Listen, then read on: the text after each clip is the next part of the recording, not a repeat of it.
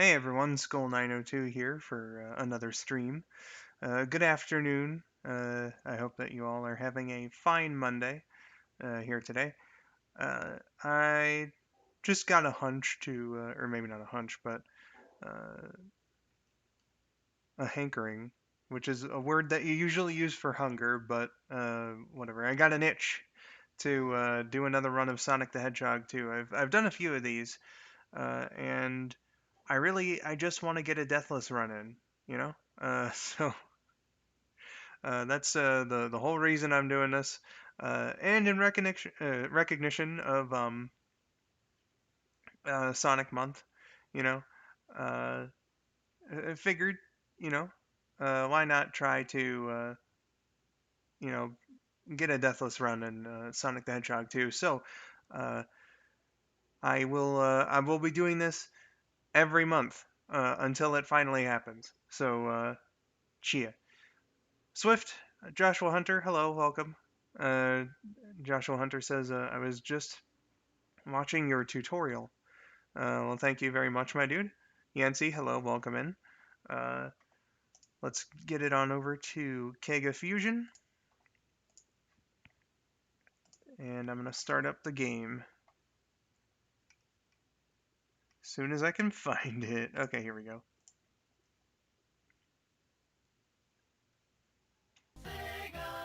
The only rule I'm going to implement for this is that I need to get all the Chaos Emeralds. Doesn't really have anything to do with going deathless, but, you know. Figured it would be a little too easy to do it, you know, without getting the emeralds. Pick a whole bowl of cherries and remove the pits by myself. Well, hey, I hope you enjoy the fruits of your labor. Eh? Eh?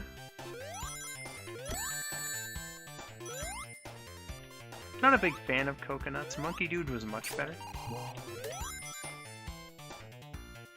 You finally streamed when I'm off. Well, I'm glad that our schedules just so happen to align here, Yancy. It's nice to see you here, actually.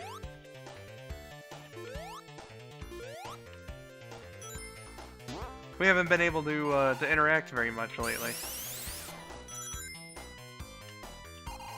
I'll worry about that later.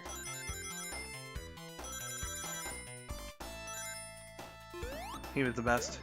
I presume you mean Monkey Dude. And yeah, Monkey Dude, you know, coconuts is the more iconic of the two. If you believe what the mainstream media says. But you know, we all know that Monkey Dude is the real projectile throwing monkey-based badnik.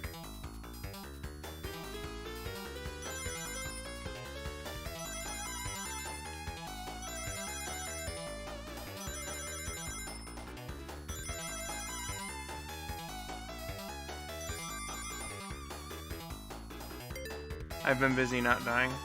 Well, you know, I'm good to hear that that you are in fact alive. So keep it up, my dude.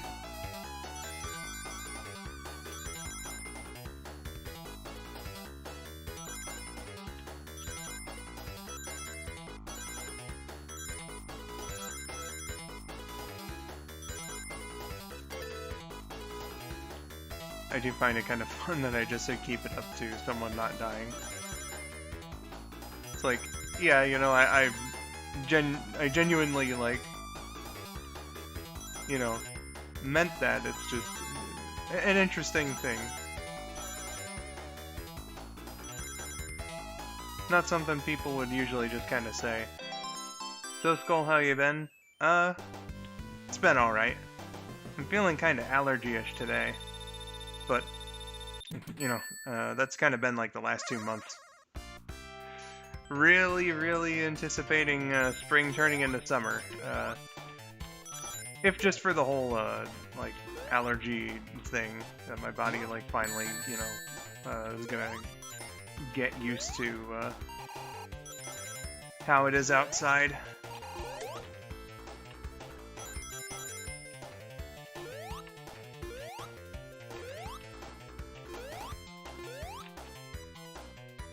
Right now I'm visiting my grandma on my dad's side. Well, I hope that you're having fun. Is this where the next checkpoint was?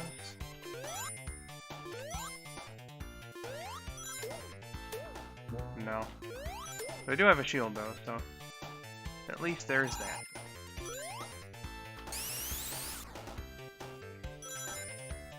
It's here. Right. Oh, well, shield gone. Best to be careful.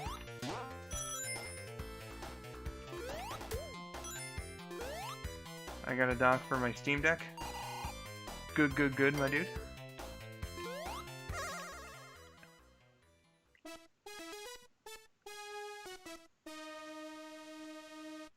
Hope that's treating you well.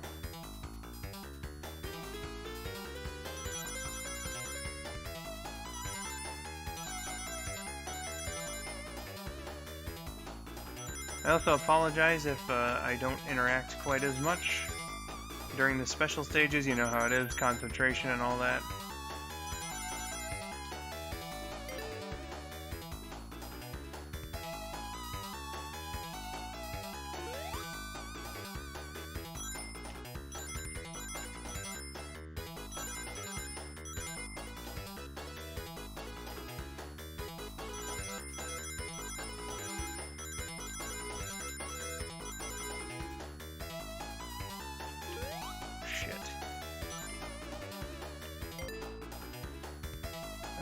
Okay, I can record Elden Ring probably in the future.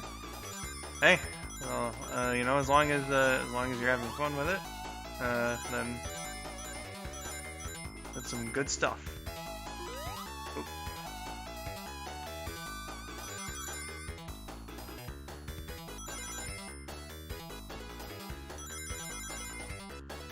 Yeah, half-pipe can be brutal. It sure can. And I don't have the whereabouts to pay attention to both at the same time, so that's kind of why a co-host is very helpful, you know, in situations such as this.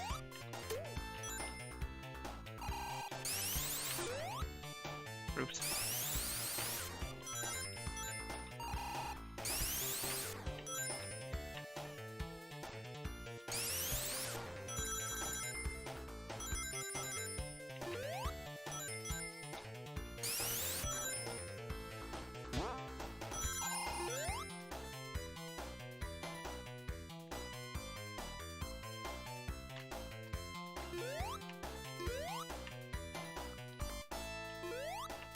Do I need help?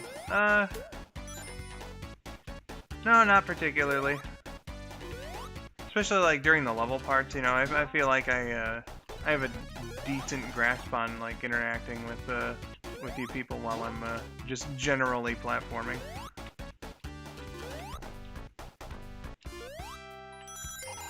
There we go.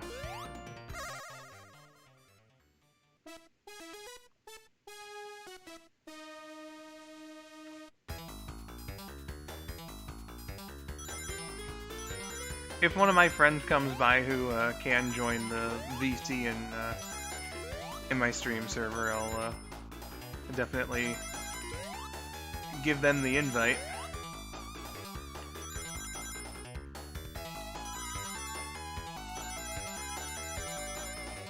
I appreciate you looking out for me, Auntie.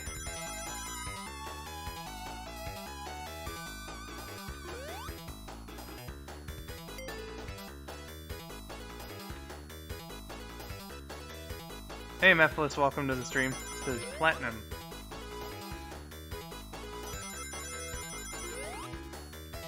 Well, I sure hope I can put in a Platinum performance here and not die.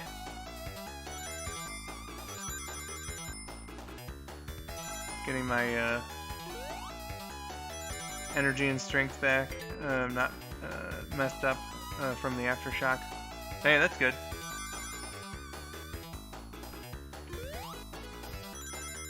This is most certainly good, my dude, and I'm glad to hear that that your situation is improving, because like a kidney infection like that, you know,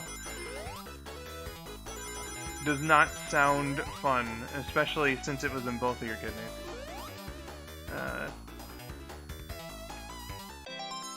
Swift asks, what is the name of the planet that smashed into the Earth billions of years ago, which resulted in the moon being created? Beats the shit out of me.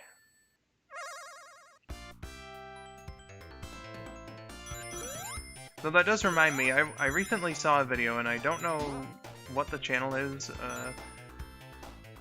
but it was like, what if all the other planets became the Earth's satellite instead of the moon? And most of the results were pretty fucking scary.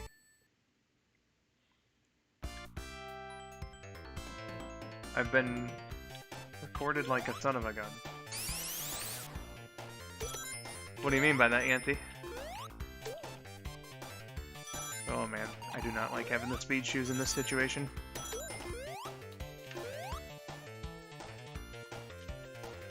So much of a risk. The proto-planet was called, Thea. Interesting. Oh, okay, don't go too far into here. Bring me back out into those spikes. Ooh! Oh my god, that was close. Shit. Okay. Recording videos. Ah, I see, I see.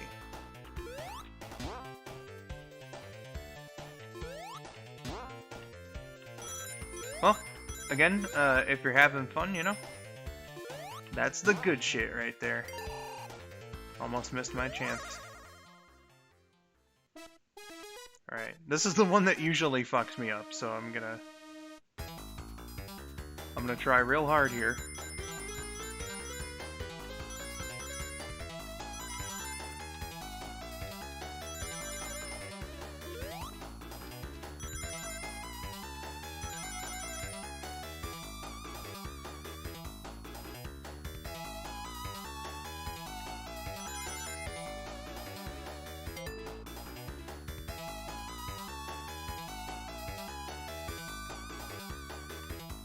See if I can get this first try.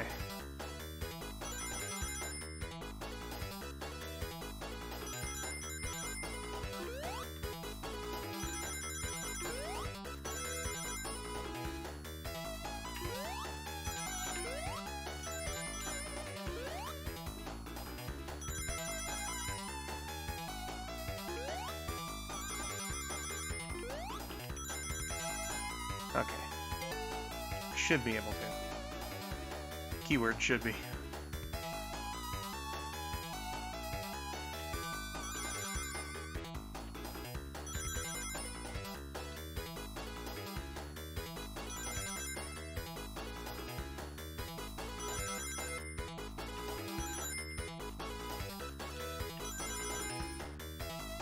Okay, we good.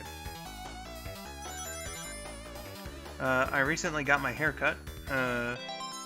Now the chin length and the highlights have been put in my hair really shines. 19 days until my birthday, I will turn 21.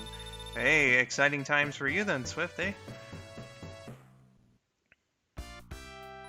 I remember my 21st birthday. It was pretty legit. Welcome to the stream, Sai Patel. Oh my god, that was sick. Holy fuck.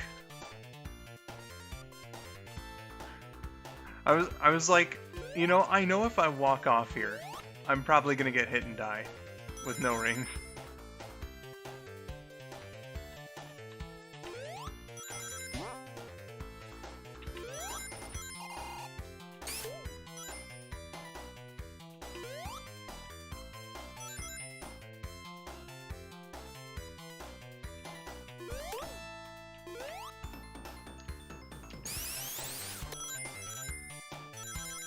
Whee!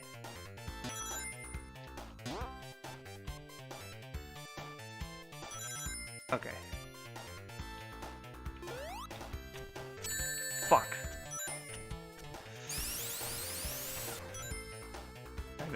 Don't worry, we can recover.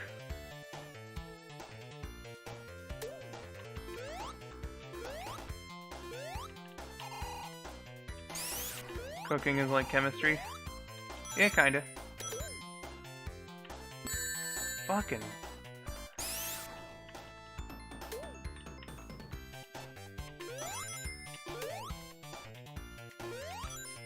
Alright, let's just clear this area of badniks.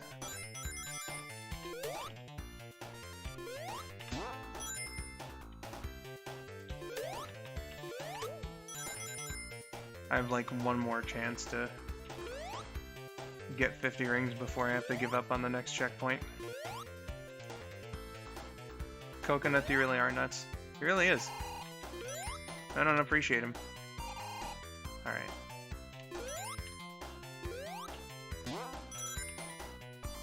Oh my god, that was close. Okay. Lucky Tails, welcome in. I am currently struggling to collect rings for this one checkpoint.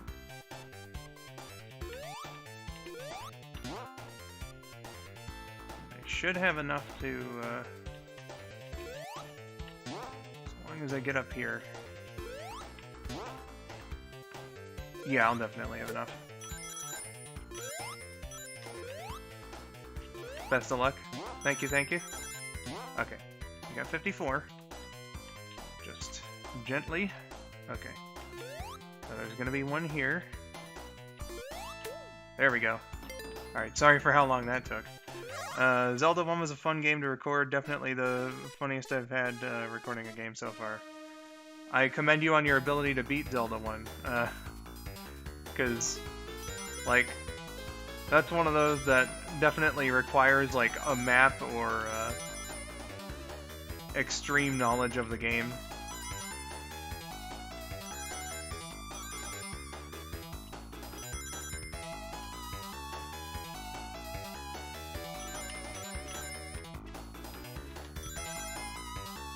Oof.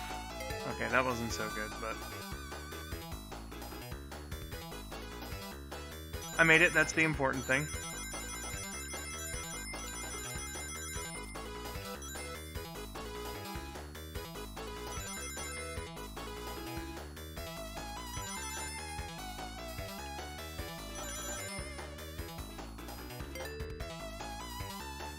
Any special guests today? Not yet.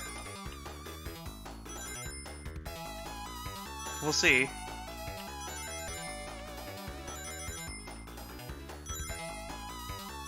If any of my friends who are in the stream server are watching right now, I am in the VC, so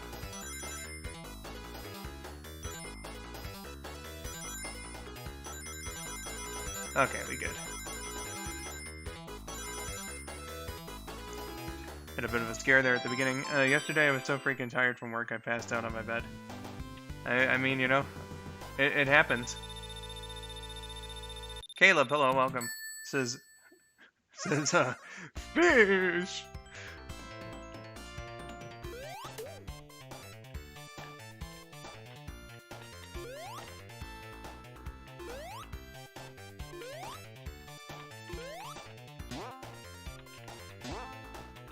There we go. Yancy says, I'd say my top 3 Zeldas are Zelda 1, Link to the Past, and Majora's Mask. Yeah, Majora's Mask is definitely one of those that's on people's like top 10 list usually. Let's do a subtle jump. There we go. Because our next checkpoint is along this way, I believe, anyway. Oh, okay. I need just 2 more rings. There we go. Wait, is there a life back here?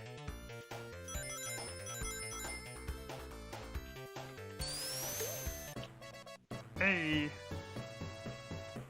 But now I'm scared, though.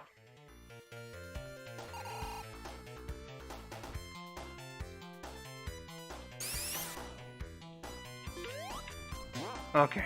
Oh, thank God. What is your opinion on Sonic Classic Collection on the DS? Gotta say, I don't have a whole lot... sorry. My brain just completely fucked up there. I don't have a whole lot of experience with just the DS in general, and I've never played that particular compilation. I hear it's pretty faithful to, like, you know, the originals. The emulation's like pretty good.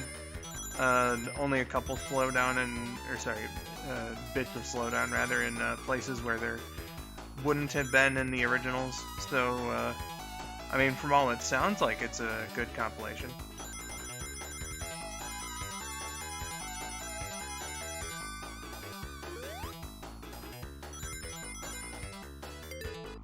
I myself just haven't played it. Oh my god. Okay, I need to pay more attention.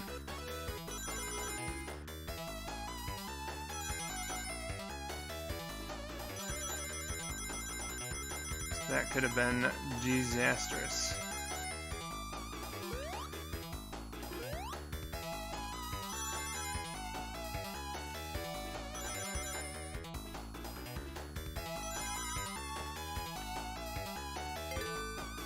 Basically helped me get into Sonic. I mean, you know, it's like that for some people. You know, like I did that video last year on the song from Mega Collection, and there's plenty of people who were like, "Hey, you know, this game definitely like brought me into Sonic."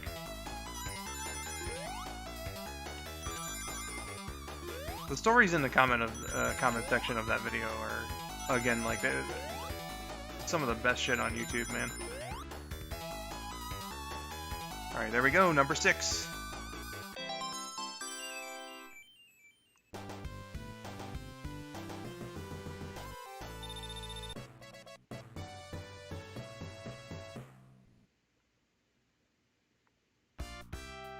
It was the best way to play S3 and K on a handheld for some time. Yeah, like, you didn't really have a whole lot of options was the one thing about it. I'm gonna go snag me another life.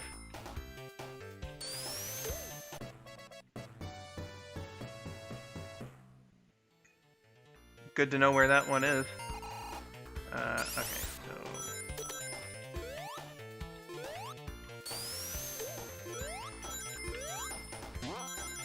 Alright, we're already equipped for the next checkpoint as well, which is good. Need to make sure I'm not fucking myself over.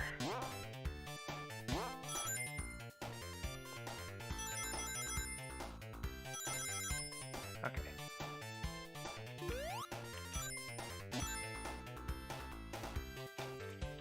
Oh my god. Okay.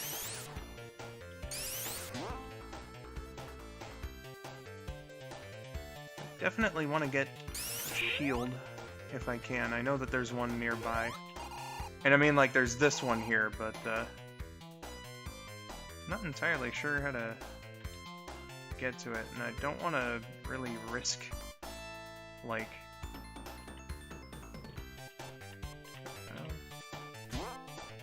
Yeah, I don't think I can, because I was pressing right the entire time there. Sonic Generations introduced me to Sonic's ability. Gotcha. There we go. Okay, yeah, it's this that I'm trying to, like, get up to. I wonder if I can do it from here.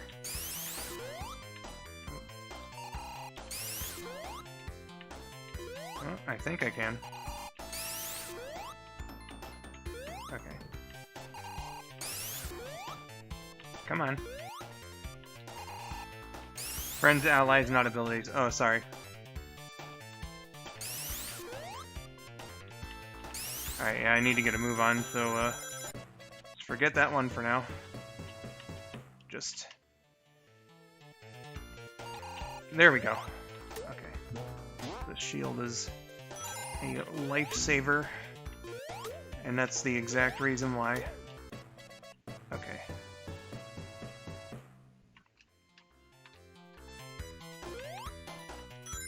There we go. Alright, let's see if I can do 7 and 7 here. Hey, sorry about that, Swift, I misread. And Yancy, I'll get to your comment in just a moment.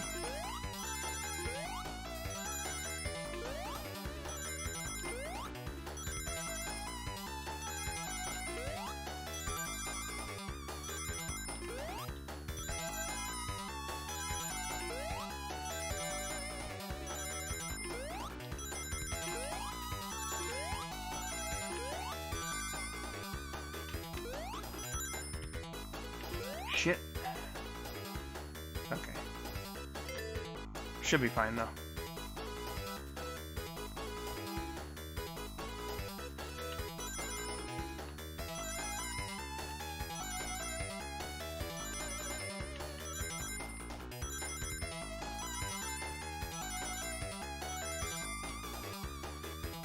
Two, 3, 4, and 5.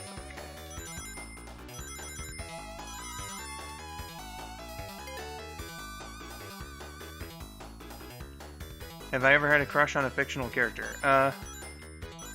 No, I don't really think so. I'd have to think, like, really hard about that one.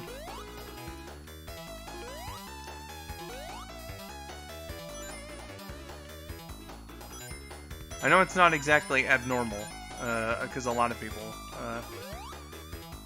have fictional crushes, and that is perfectly 100% okay. You know, as long as you don't, you know, make it an obsession, right? Because some people do, but that's not the rule. That's the exception. Also, 7 and 7. It took a little longer than I would have wanted it to, but hey, you know.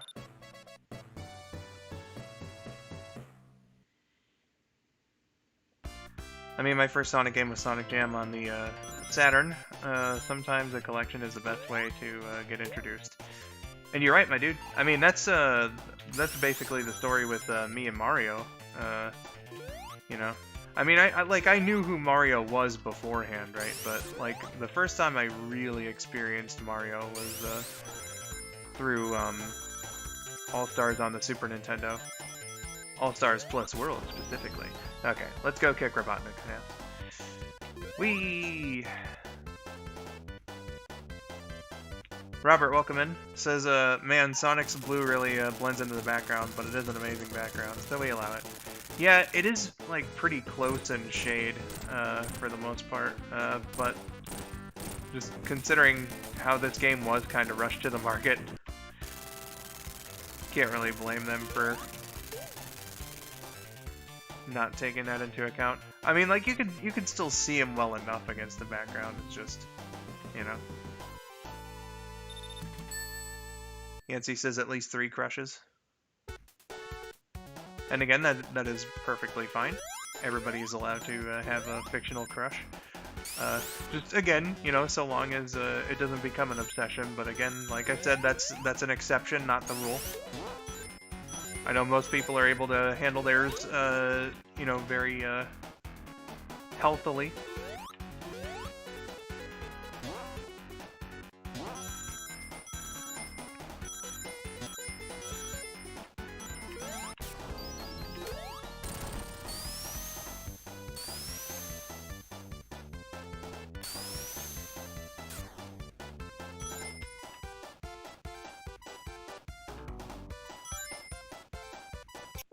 This would have been an achievement on Xbox 360.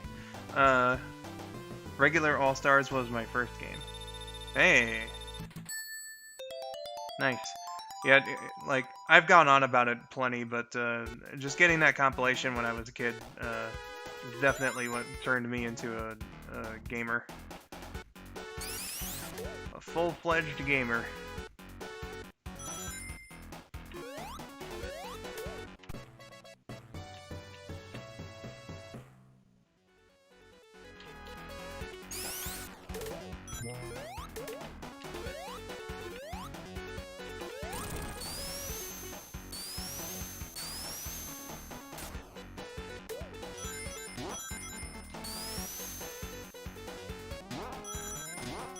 I grew out of most of my crushes.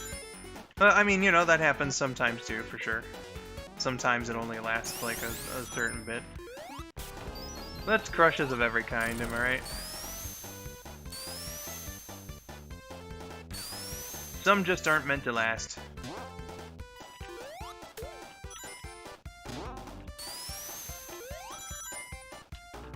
It started to roll, and then I was like, wait a second, I'm supersonic. I know I've mentioned it before, but supersonic actually loses momentum when he rolls, which is more than likely an oversight from the devs, because again, this game was rushed, so they probably just didn't have the time. There are still one or two crushes I hold on to, and you know, like I've been saying, that is perfectly okay. Nothing wrong with that. All right, Sonic, gotta be careful here. 1, 2, 3, 4, 5, 6, 7. I'm gonna wait for you.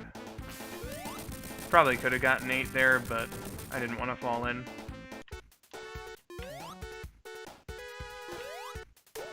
Trying to be careful about this no death thing.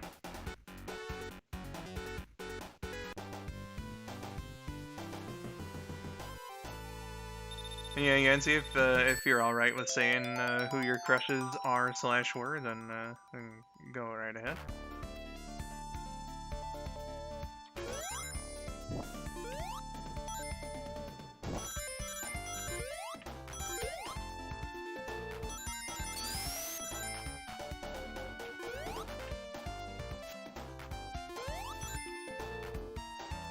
Just strange.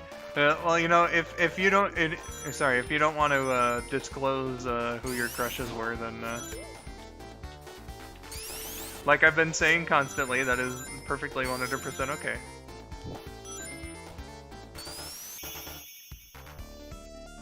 Man, I almost got the 50,000 bonus on that.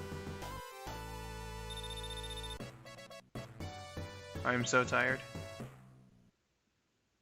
Well, I hope that I hope I'm not keeping you from sleep if you want to sleep. You know, you are perfectly okay to sleep if you want to.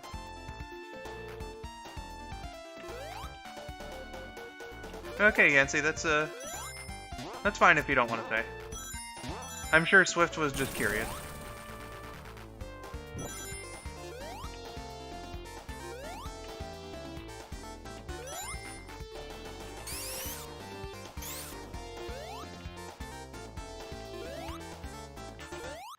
Well, that's one way of doing it. Hi, TGW, or Wah. How you doing? I'm doing pretty all right. Oh shit! Get out of here, Grounder. Ah, oh well, whatever. No, the supersonic momentum thing was strange. Oh, okay. Yeah, it really is, and they didn't fix it until Sonic and Knuckles, which I find actually rather interesting about it. Because you'd think, right?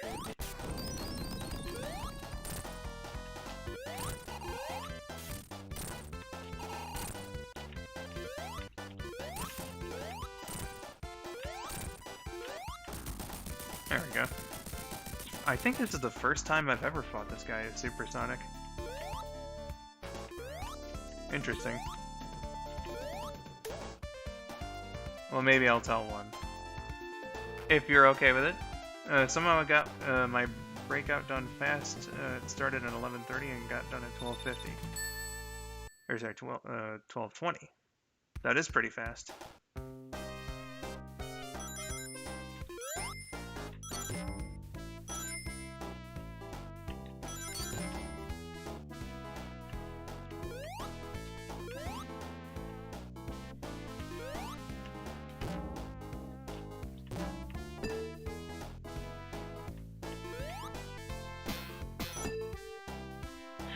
Always finds a way to send me on the lower path.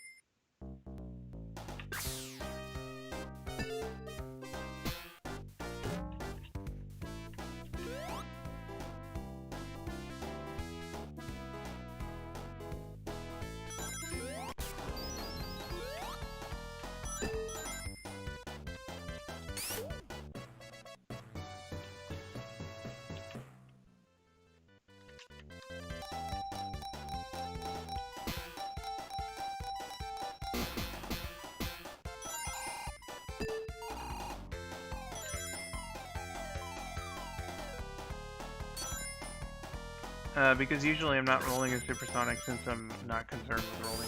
But rolling is usually a pretty good way to gain momentum, especially like when you're going down slopes and stuff.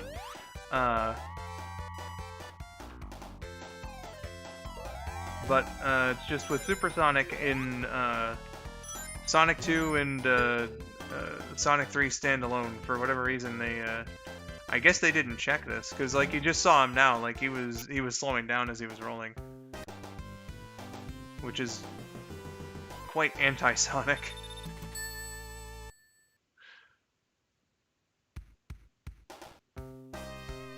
Alright fam, allow me a sec to just check my Discord.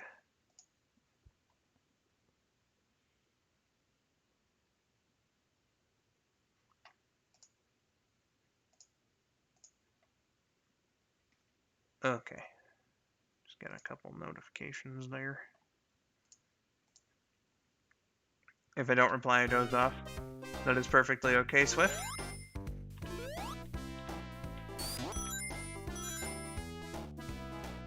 I'll be amazed if somehow this stream how should I say, relaxes you into slumber. But I'll take it as a compliment if it does.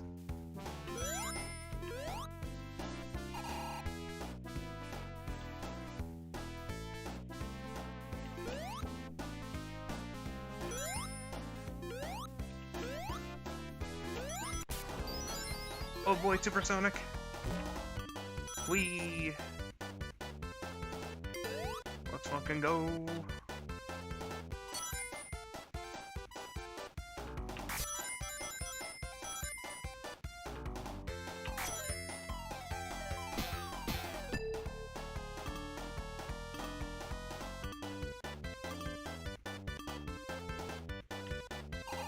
Oops.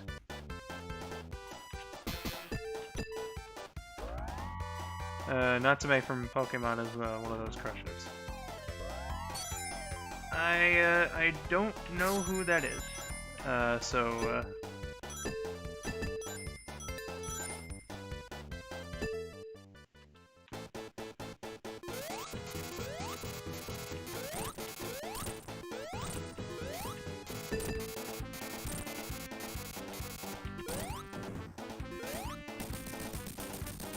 Yeah, get bent, Robotnik.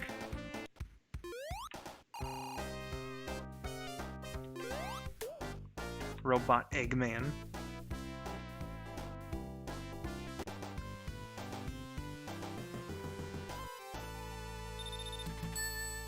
Eggbotnik. Eggbotnik's a pretty good name.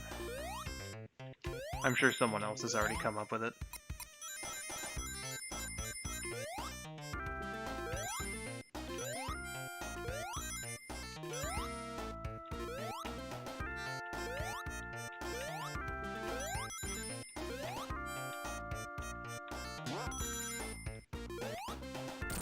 Best zone? I like it.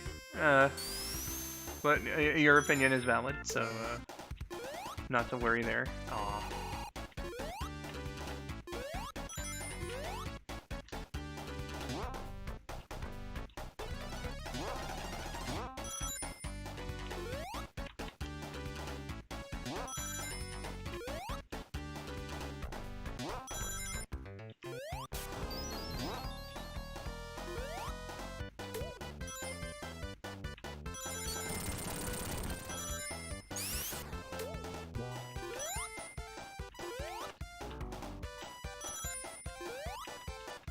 Don't mind if I just skip your level here.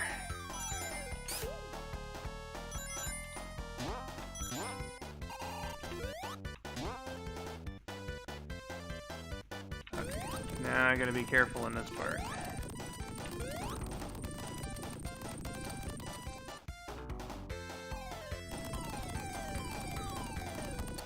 There we go. Whee!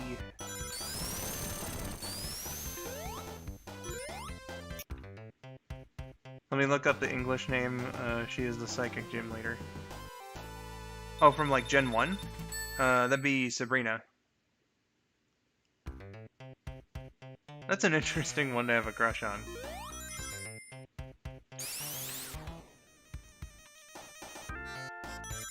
I don't remember much from when I was a kid about like that particular arc, but I do remember feeling unsettled, especially by the whole doll thing.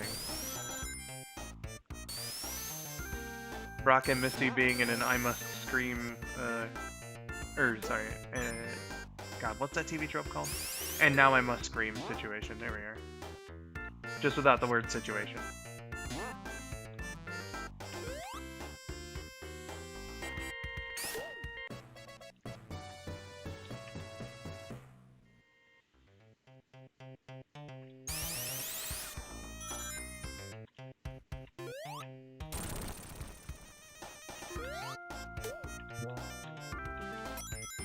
Yeah, Sabrina. Okay.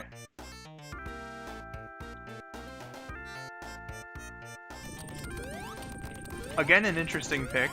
I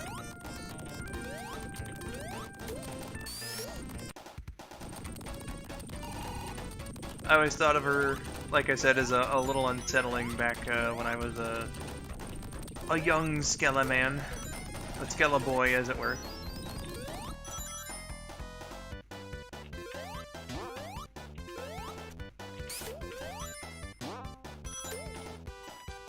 I like mysterious women. Hey, I mean, you know, you're valid.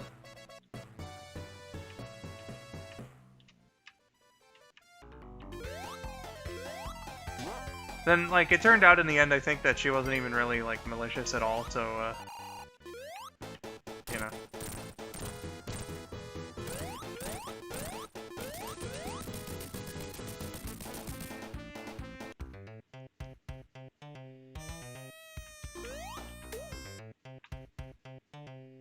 It be what it be.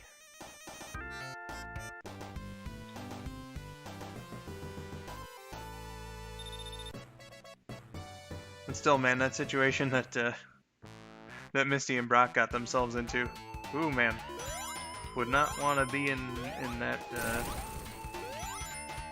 that kind of predicament.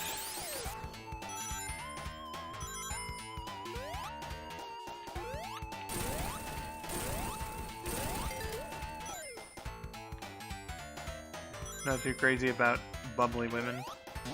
I mean, you know, everybody has a type, so it's nothing to be ashamed about.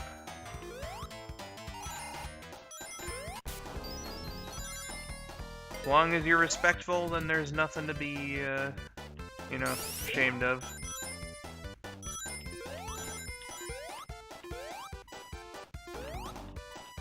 Oh my god. There we go.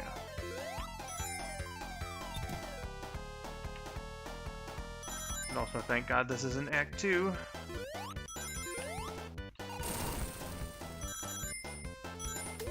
Because then I could get into the pit, but I feel like I know the level design well enough to where I can avoid the pit.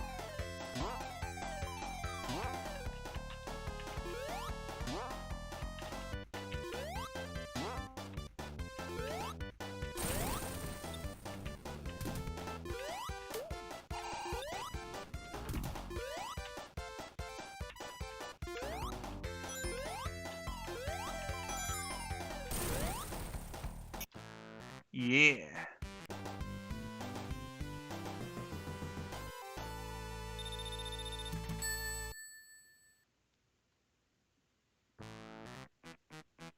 Alright, let's go.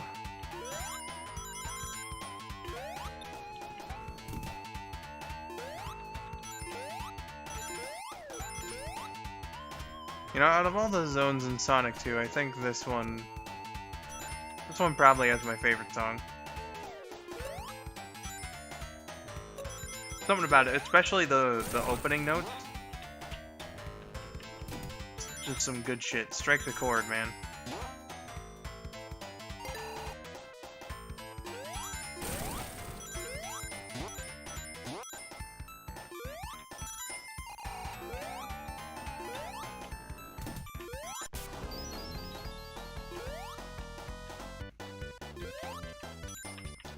Fuck.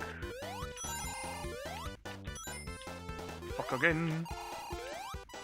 Want to stay on the top here so I can avoid the, like I said, the pit. Pit of doom, as it were.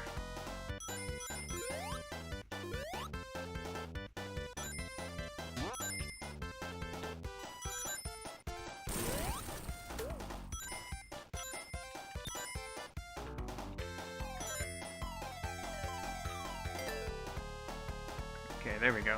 Pit avoided.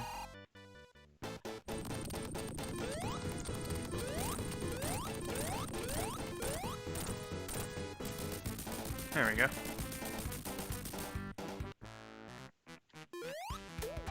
Yeah, everyone has a type, exactly.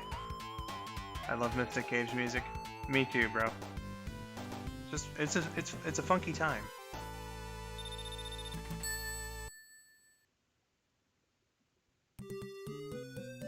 This zone, on the other hand, can kiss my fucking ass.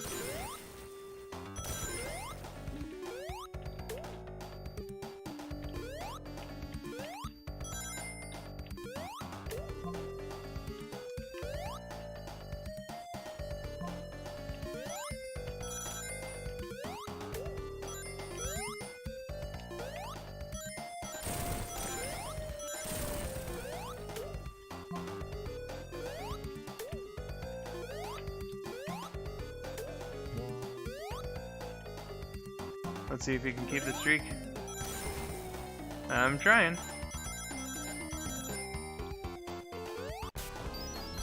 No, I believe it was last time I tried this. I brought the streak into Death Egg Zone, actually. So that's the furthest I've ever gotten without dying.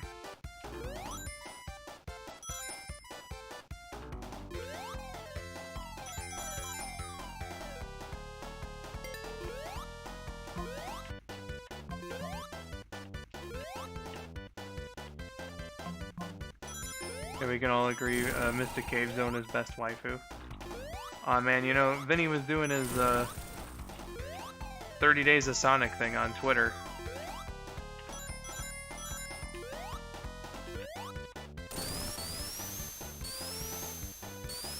And yesterday's thing was like, what's your favorite zone? That's the line, even though like Mystic Cave isn't my favorite zone in Sonic of all time, but it's a pretty good line.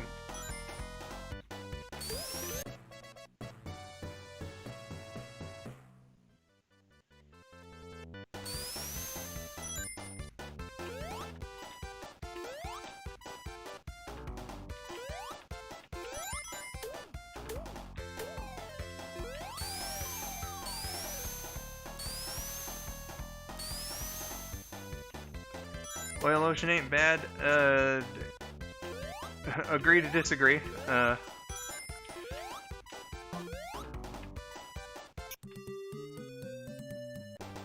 Not quite a fan of its aesthetic or the song. Like, the song's fine. It's probably the best part of this. And then there's the badniks, the fucking seahorses, man.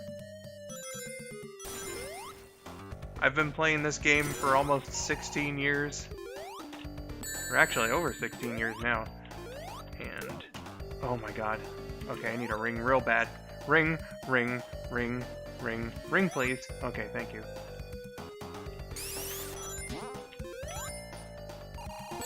Fuck.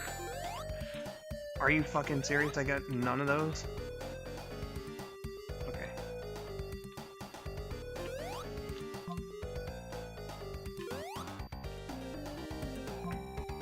Okay, I think this one actually leads up to rings. Okay, there we go.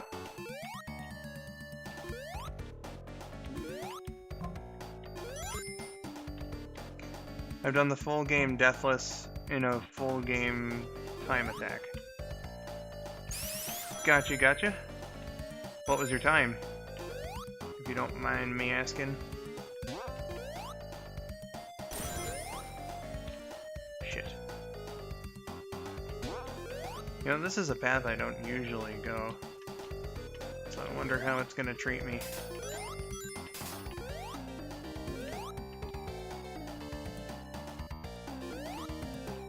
Me just casually trying to avoid as many seahorses as possible.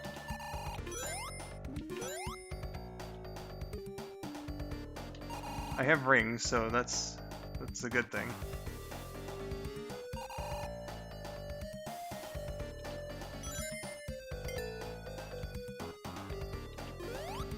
Nope, nope.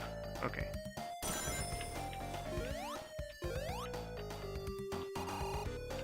Skull question, who's TDB? Oh god.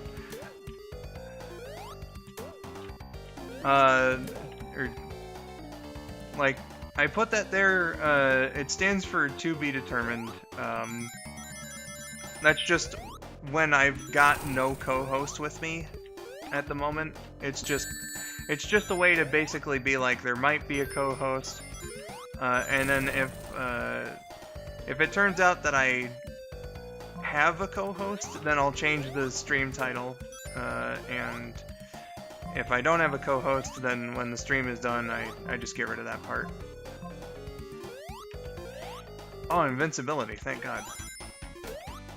Right as a seahorse was showing up, too.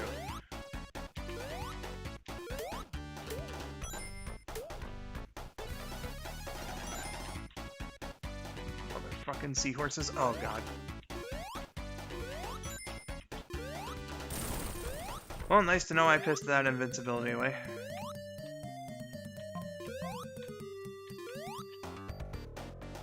"45 minutes. Yeah, that's a good run of this game. You don't know when someone shows up in your stream, pretty much. That's how I've largely been playing it over the years, I mean lately, in terms of how I organize the streams, because like back in the day when I first started off, I was always like, streams were usually contingent on me actually having a co-host with me. Did you get Supersonic? Yeah, I've got the Chaos Emeralds. The seahorses here have been giving me quite a time about getting enough rings to actually activate Supersonic this time around. But I am actually pretty close to him. Though, if I can help it, actually, I would rather not have Supersonic for the boss. So, you'll see him in Metropolis Zone. 2, 3, 4, 5. Okay, that's good.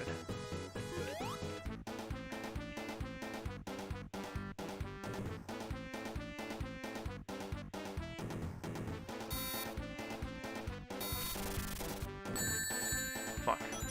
Okay. Whatever.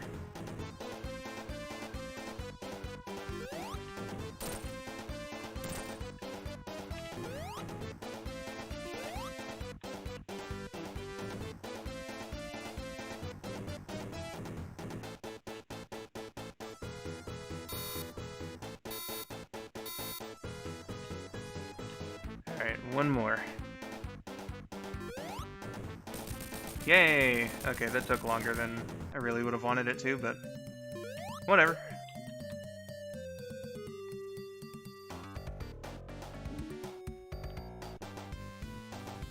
I'm gonna quickly check my Discord again, guys.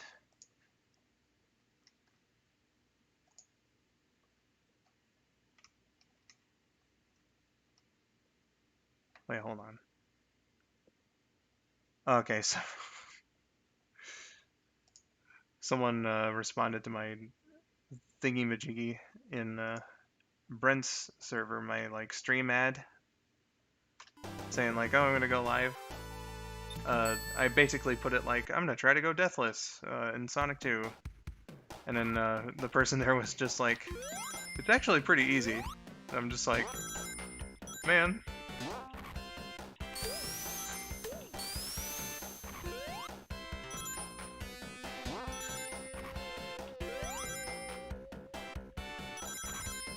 Alright, Lucky Tails.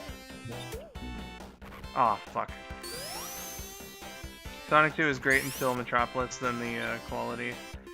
I'd say, like, or well, you said Oil Ocean wasn't that bad, but in my personal opinion, like, Mystic Cave's a pretty alright zone. I like it, but it does have some stuff that beginners can really get fucked over by.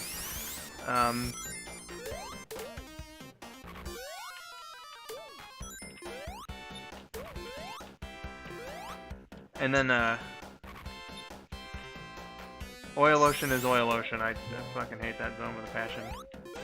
There's not anything over here, okay.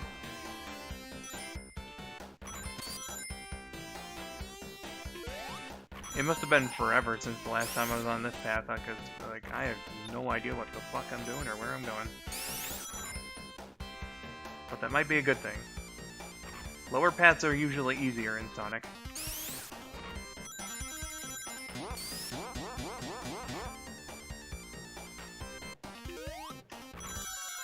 Alright, Lucky Tails. I dedicate this next supersonic transformation to you. But yeah, like, Sonic 2, I do feel, kind of takes, like, it's not bad, it's just, like, not as good as the first half, in the second half for the most part.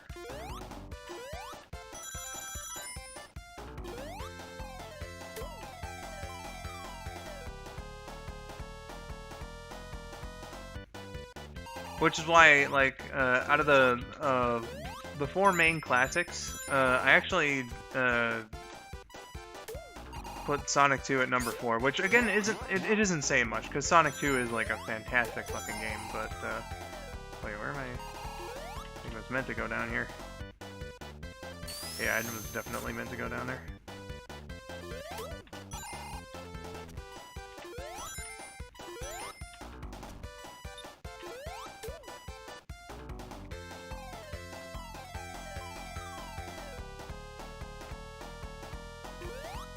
See that in just a moment, Yancy.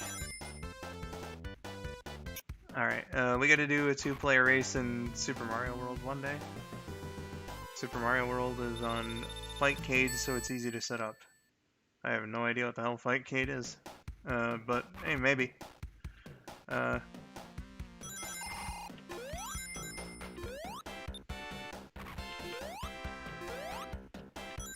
Would be fun to actually do, like, co-op Mario again. Because it has been many, many years. I'd say and Knuckles is the best. Yeah, 3 and Knuckles is my personal favorite out of all of them. I think it's just like simply not just one of the best classic Sonics. I think it is the best classic Sonic, but it's like as a game, it's probably the most solid Sonic the Hedgehog game that's ever been made, in my personal opinion.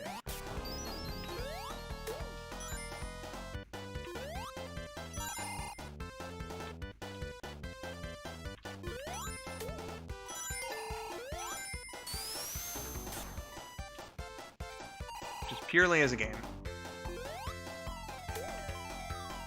There are others like, say, Sonic Unleashed, that I feel have the best story.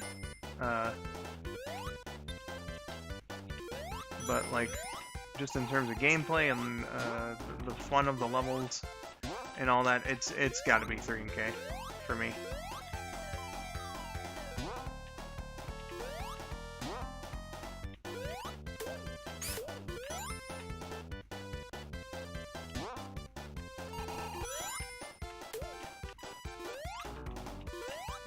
Careful here.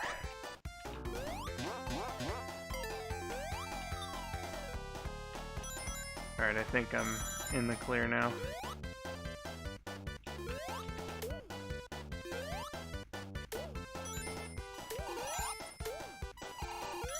Or not quite in the clear, but...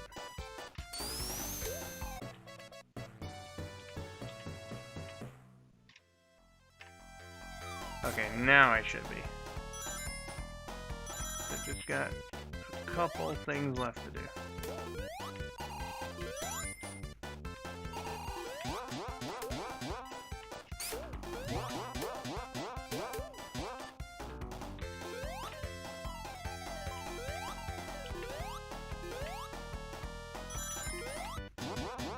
There we go. It's an online peer-to-peer matchmaking system. Yeah, 3K is the most well-rounded. Got you on both fronts. certainly, again, is my opinion is that 3K is the best of the classic Sonics, and again, just like purely as a game, the best Sonic game in terms of just like, again, just as a game, being well built and whatnot.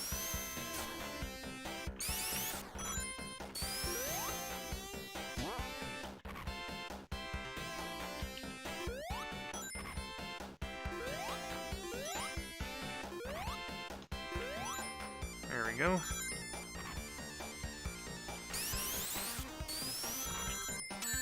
Fuck.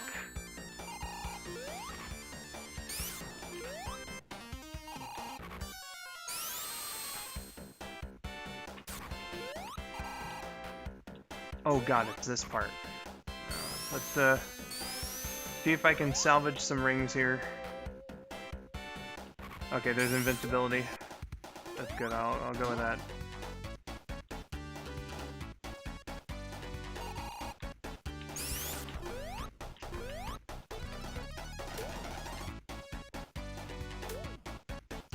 Go Sonic, go!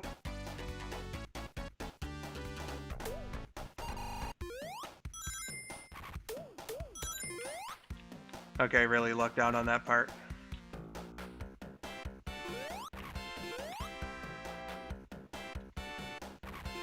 Message you more on Fight K later. Okay. Okie dokie, my dude.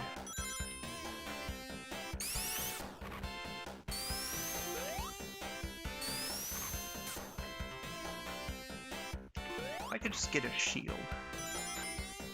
Or enough rings to go supersonic.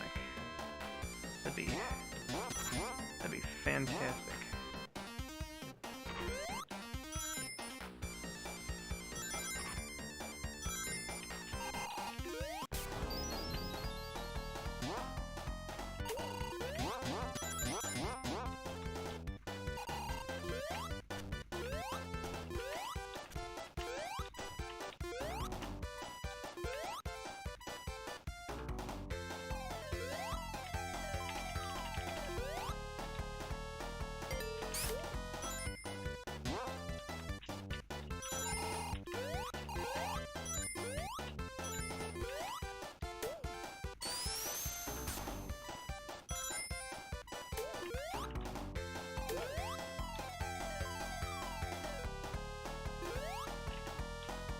I think there is a thing in this wall here somewhere.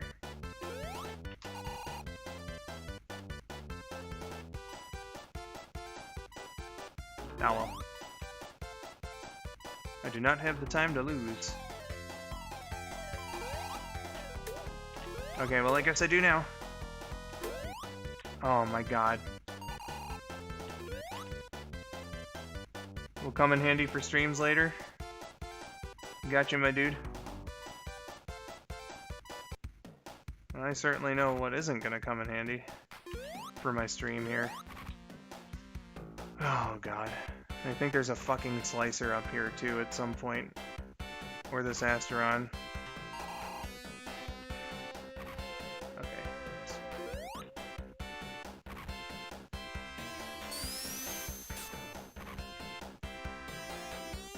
Oh fuck, I was right at the boss too? Alright, well it's not like I can't beat the boss. Just would have been more convenient to do it as supersonic.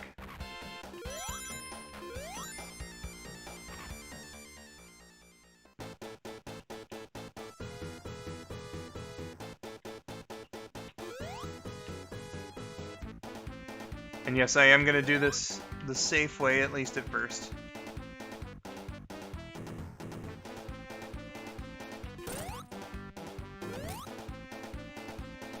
Just want to get rid of a couple of these balloons, just to play it safe, just because of how close I am.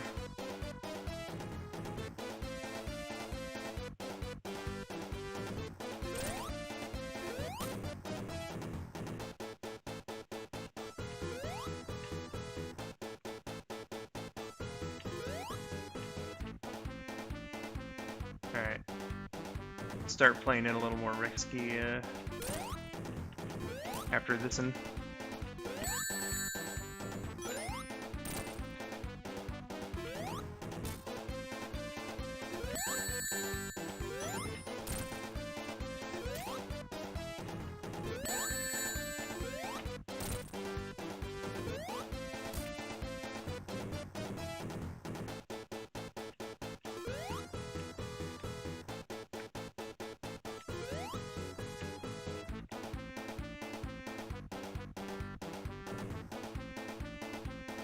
Okay. There we go. And there we go. Spidey, thank you for the member message. Member for 2 months. Says, hello, I have to go somewhere, so I won't be able to watch. That's perfectly okay, Spidey. Thank you for dropping by. Really appreciate your continued support. And, I wish you luck on your endeavor.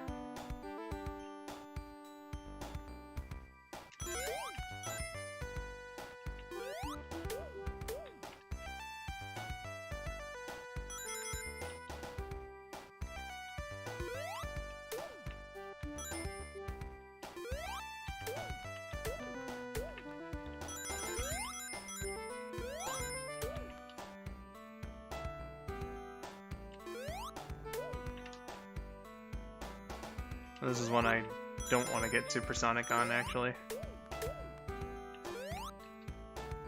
That's scary. I presume how close I've come to dying for the first time in Metropolis Zone.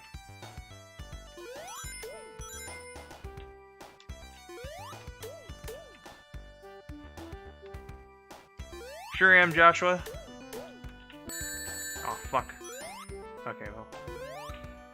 That's a ring at least. And again, kind of a relief, because I'd rather not get supersonic in Sky Chase Zone, because then it becomes very easy to run off the plane and die.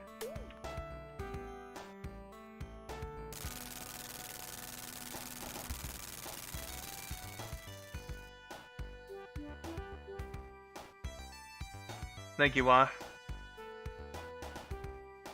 Hey Skull, hope you had a way past cool weekend. It was pretty alright. A bit of anxiety about some stuff relating to my apartment. One was like the health inspector for my county coming by to check out all of the apartments. That happened today, and it took like 20 seconds. There's another little thing that's going on soon, though, that I am definitely kind of like internally freaking out about how I'm going to handle it. It's another like general maintenance thing, but you know. It'd be like that sometimes. How's your weekend been, my dude?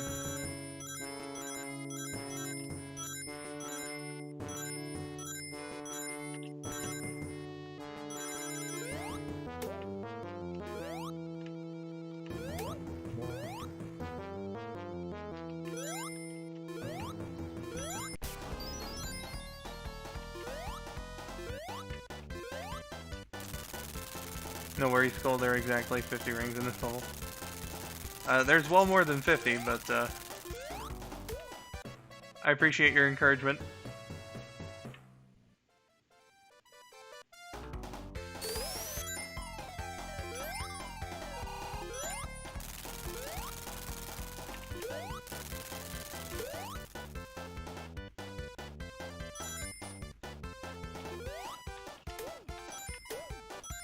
Sure do love the presence of those 3 ring boxes, and Supersonic's jump height, so I can skip the really precise platforming part. And make my way over here to where I can fight the boss without much difficulty. Well, I hope it goes well. Try not to be too worried. Thank you for your words of encouragement, my dude. Very much appreciated.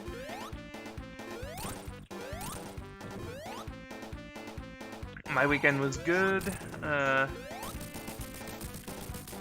finished a drawing I shared with my crush, Sega Girl, which she liked. Hey, that's good. Glad that she liked. 50 rings in Sky Chase. Oh, I see. Okay, and Sonic didn't jump off the plane. Sometimes he can overshoot, which... If that had been my fucking death, you know, that would have been something. I wouldn't have been very happy. I can say that much. Plus, one of my favorite NASCAR racers, Kyle Busch, won yesterday's Cup Series race at St. Louis. It's his 3rd win of the season. Well, hey, glad you got to see your favorite racer go and you know, dominate all the others on the track. All right, fam. Death egg time. Just get me into position. 1, 2, 3, 4. Okay. And 2, 3, 4. Okay. Maybe I will be able to watch a little bit. Well, I appreciate that, Spidey. Okay, here's the test.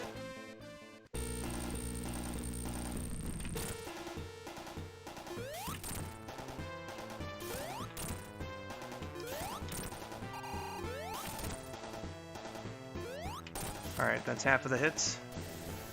Thank you for the encouragement. My heart is actually beating. Beating hard, I should say.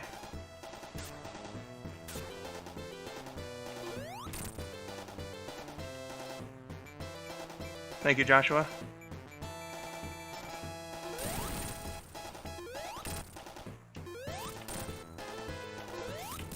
Alright, Deathless Sonic 2 for the first time ever! Ooh-wee.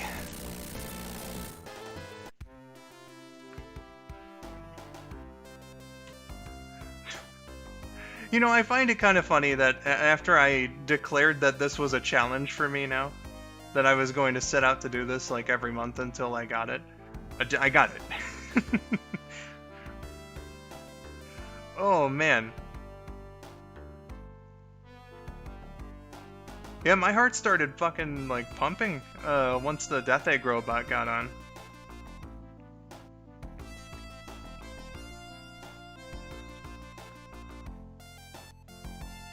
That was as far as I had gotten, like, the previous time, was the Death Egg robot, and then I mistimed my jumps, and then I died, like, 4 times before actually getting him.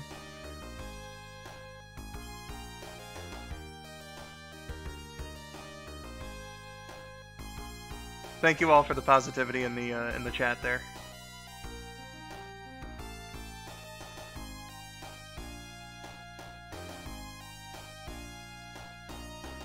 I appreciate you. It's nice to have you around for my first deathless run of Sonic the Hedgehog 2.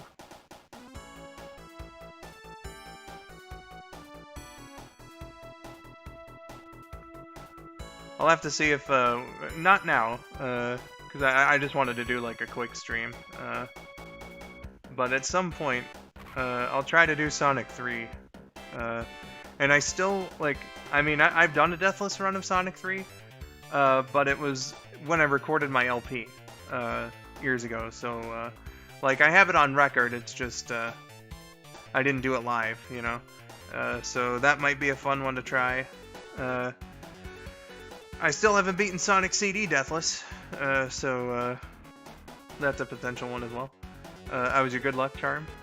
You sure were, Yancey? You're here. Sorry, you were here with me the whole way. Were you around when this was released in '92? No, I was still about a year and a half away from being born.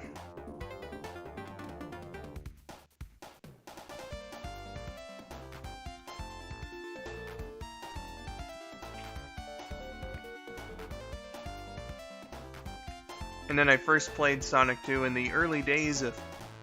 Sorry, in the early days of 2007. So, like, right around the start of the year, there was a class in my school that had a Sega Genesis.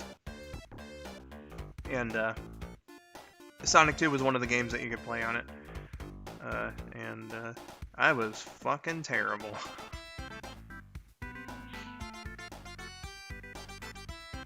Then I got it later that year on Sonic Mega Collection, and I've been playing Sonic 2 ever since in various different forms. Well, at least Sonic CD came out when you were born. Nah, Sonic CD still predates me by a bit.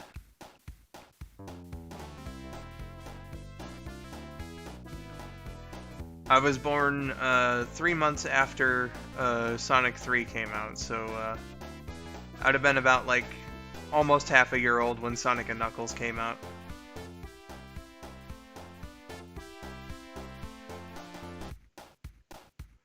So Sonic and Knuckles is technically my first Sonic release as a fan, at least in the main series. I don't know if like Triple Trouble, for instance, came out before. I'd have to look that up. Yeah, there we go. First deathless run of Sonic the Hedgehog 2. I'm happy.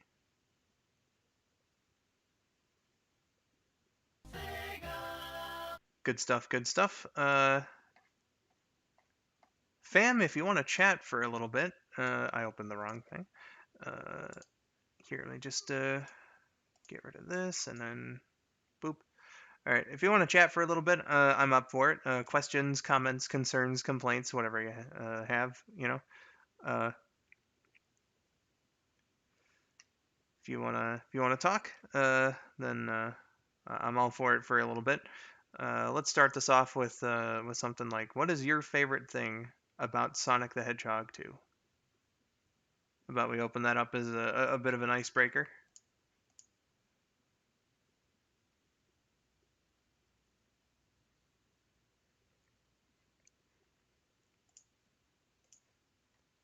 I'm concerned for your sanity. Was I displaying insane the zones and the speed of the game? Yeah, it's good stuff. Why are you concerned for my sanity though? What is the meaning of life? To live it, my dude. Uh, KJ says, oh, I see. Man, I wish I was around during the 90s. I was born at the end of August 2002. The 90s are my favorite decade due to the great music, cool fashion of the era, Sonic, and badass cars. Well, you're not wrong about the cool shit that happened in the 90s. Personally, like, I don't remember it terribly much either, because I was born in 94. So, like, I have memories of the 90s. And I certainly, like, if I hear someone get nostalgic about what it was like back during the time, like, I was there for a bit, and I can remember bits and pieces of it. Uh, but there are some things that I think I wish I would have been able to experience more vividly. Uh, especially like pop culture related. But you know, that's just a thing. Uh, Honestly, like the '90s vibe continued until about like the middle of 2004.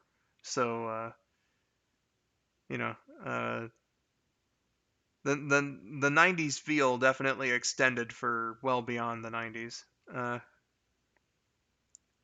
Though there are distinct things about the early 2000s, so it's kind of like the '90s evolved, you know. But I think every decade kind of does that, where like the first few years of the next decade are more so similar to the last one, because like up until I think the '90s really got like its identity in like 1993 or so.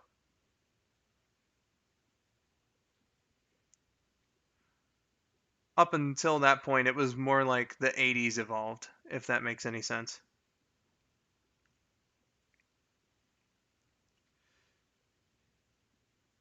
Well, you said questions and concerns, and I had I had concerns.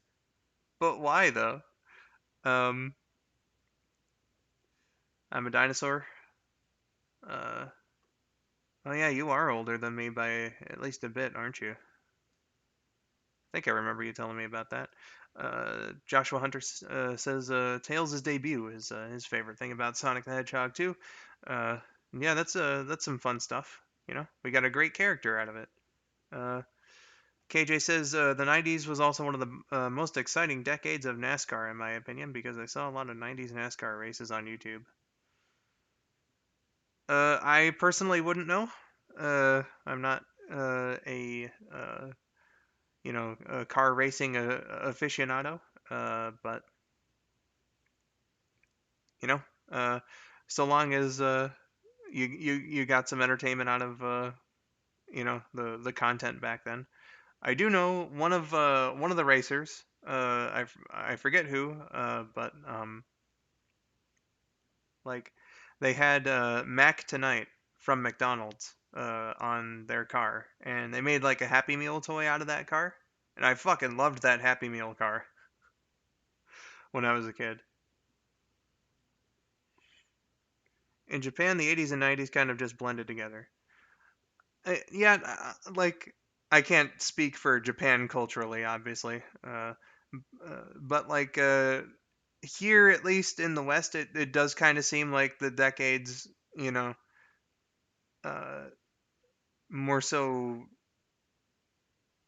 bleed into the next decade for a little bit and until that decade gets its identity. So, like I said, 91, or sorry, 1990, 91, 92 kind of felt a little more 80s-ish than like say 97, 98, 99. What's your favorite thing about Sonic 2, Skull? Ooh, that's a good one. Uh, hmm.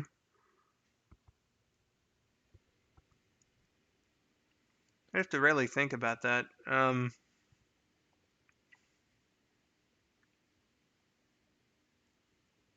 Probably. Oh God, yeah. There really is just too many things to name, eh? Uh, Probably Chemical Plant Zone.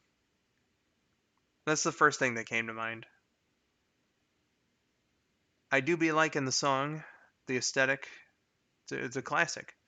Uh, but I do kind of wish that Sega would, you know, leave it alone for a good little bit and stop constantly reusing it and stuff. Uh, how are you doing today? Asks Spidey. Feel a little allergy-ish, but otherwise pretty good. I'm gonna go now for real this time. Bye, everybody. Well, Spidey, I hope that you enjoyed your short amount of time here. I hope that it was entertaining to you, and I hope that you have a good rest of your day, my dude. Catch you later, and thank you for watching. Uh, let's see what Yancey said.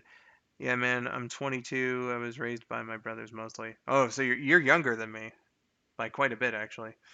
My parents weren't really around, and my oldest living brother was born in the mid 80s. So I was raised like an early to mid 90s child. Interesting.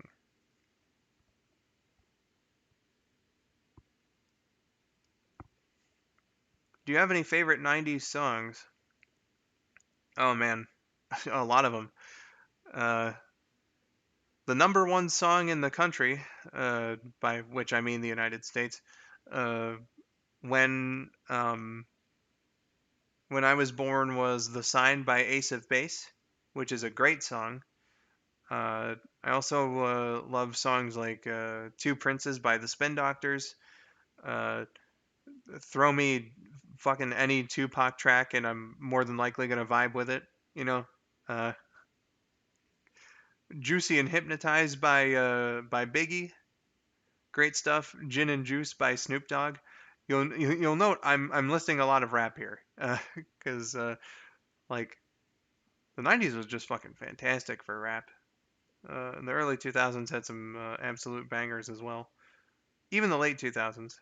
Uh, and honestly, there's some this time. Rap is like probably along with rock my favorite genre. So, um, gosh, The Unforgiven by Metallica, fucking amazing song, great storytelling. Speaking of Metallica, we had Enter Sandman, which I believe that was the same album actually.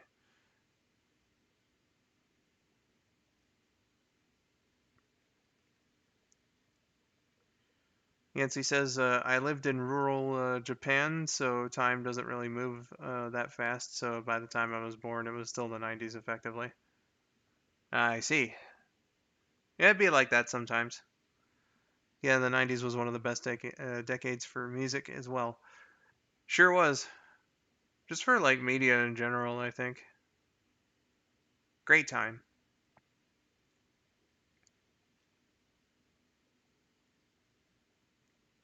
'Twas one of the peaks of creativity,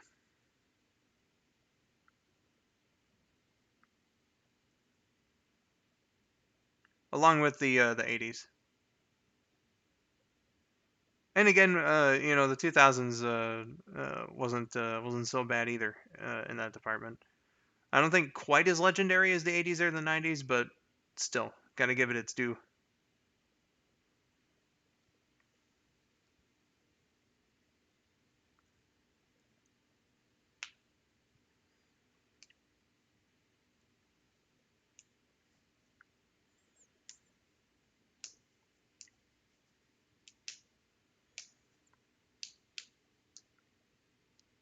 Joshua Hunter was quoting The Sign by Ace of Base, and again, I fucking love that song.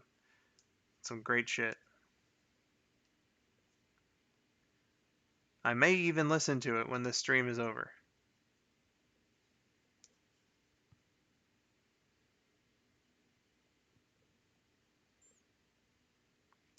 I love music from the 70s to 90s. Yeah, man, it's a good time. You know, I used to dismiss 70s music because a lot of the songs my mom liked. She grew up partially in the 70s. Uh, like I couldn't quite vibe to, so I just thought like 70s music for the most part just wasn't that great. And then like I heard songs like Fly By Night, uh, and I realized that like Bohemian Rhapsody was from the 70s and not the 80s. Uh, so like there's a couple there, you know. And I think as I got older, like my appreciation for some of those other songs grew, you know. My dismissal of the 70s musically was more so back when I was a kid and a teenager.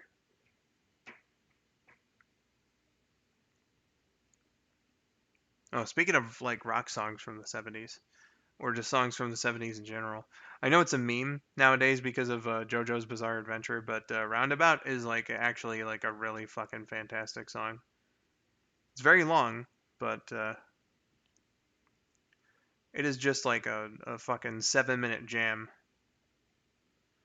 Also, I'm ashamed of myself now because somewhere along the line I got reminded of "Send Me on My Way" by Rusted Root, and I'm just like, that's one of my favorite '90s songs. Why didn't I fucking mention it during there? During my big ass spiel about great songs from the decade. Lindsay and Jake, welcome to the stream. Uh, if you're seeing me in Oil Ocean Zone, that was like half an hour ago now. Uh, but welcome to the stream. I appreciate you being here. Yancy says my mom was out of country running her business, and my dad was in Tokyo as an executive. So my two older brothers were all I had for family. I'm the youngest of my siblings. Well, yeah, I'm glad that your sibs were there for you, my dude. Aqua Lung is a jam. Don't quite think I've heard of Aqua Lung. Not sure what that is.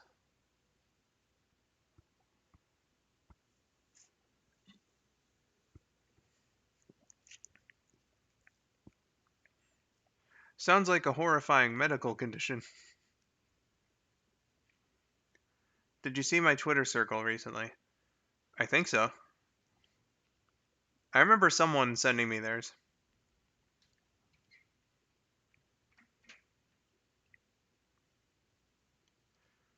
I hate I missed out of the coolest decade by 3 years. I mean, you know, we can't help when we were born. I missed out on plenty of the 90s, you know, like I said. Being so young when the decade ended, I was only 5, you know. I didn't really get to experience a lot of what other people were experiencing. Or at least I wasn't so, like, conscious of it, if that makes any sense.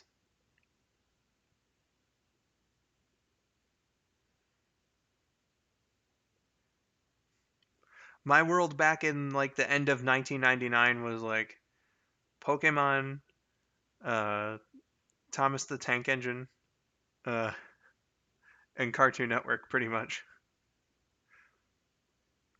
Well, I missed the game. Well, anyway, how you doing, Skull? I'm doing pretty fine, Slytherin. Thank you for stopping by. Hope you're doing well. It's about what you do with the gift of life, not the circumstances of one's birth. Speaking of Pokemon, got that beautiful quote from Mewtwo from I believe it was from the Japanese version. Uh, by the way, I went to Chicago and saw Aladdin on Broadway in May. Hey, I hope that you enjoyed uh, the show and all that. Thomas the boy. Oh yeah, you know, Thomas is a real homie. Brought me many great memories as a child.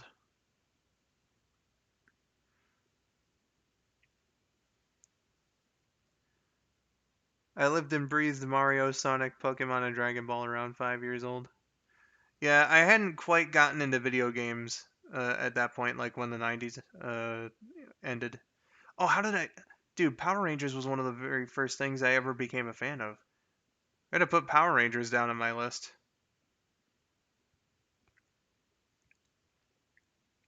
My list of shit that I was obsessed with at 5 years old. What did I miss? I dozed off. Uh, I successfully completed my objective. Uh, I played Sonic 2 without dying. So mission accomplished in that respect. Um, and so far, we've just been kind of talking about the 90s. The first Pokemon movie? Yep. I watched a bit of Super Sentai. Gotcha, gotcha. Good to hear, man. I'm doing okay as well, thanks. Also, I'm free from work tomorrow because it's the national holiday of Sweden. Yeah, I was talking to Shadowcoon and one of her friends who's also from Sweden, and they mentioned it, so I looked it up and I was like, oh, okay. So it's like our 4th of July, uh, in terms of theme and whatnot. So I hope that you have a good time on your holiday, my dude. Um, so how about the 2000s? The 2000s were pretty good. Uh, KJ said, I did enjoy growing up in the 2000s and 2010s. However, that was when I was at my happiest for the most part. 2020 was okay. 2021 was pretty good. First half of last year was great. Second half, not much. Yeah. Uh, the 2000s is definitely when I became like more conscious of certain things. Obviously, because when I started the 2000s, I was but a child in kindergarten, but at the end I was in the middle of my teenage years, so that's a lot of growing up, uh, and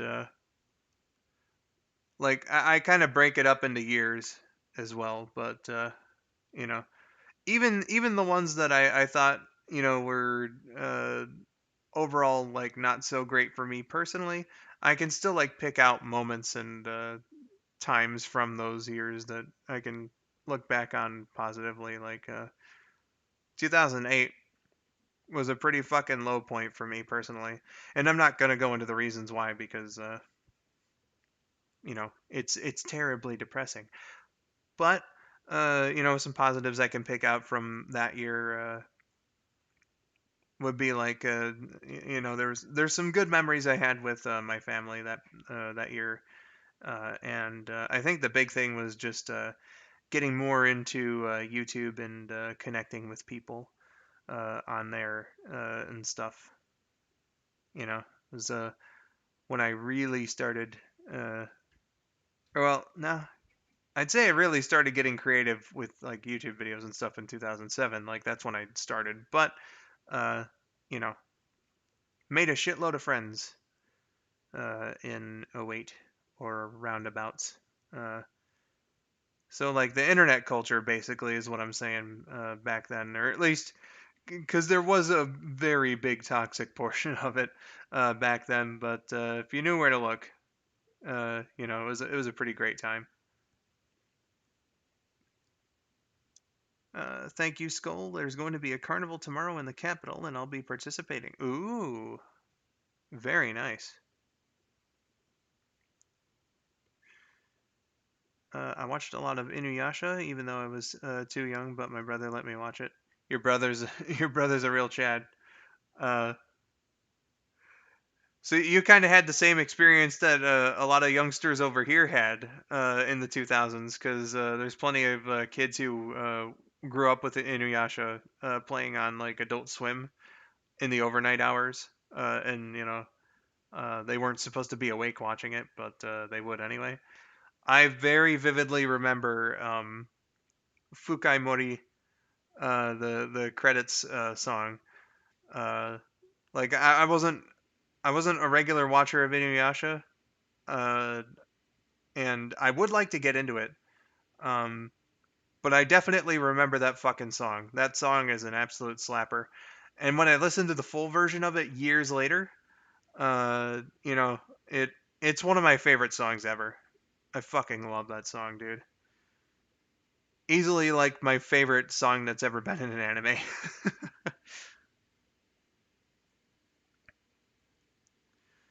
uh,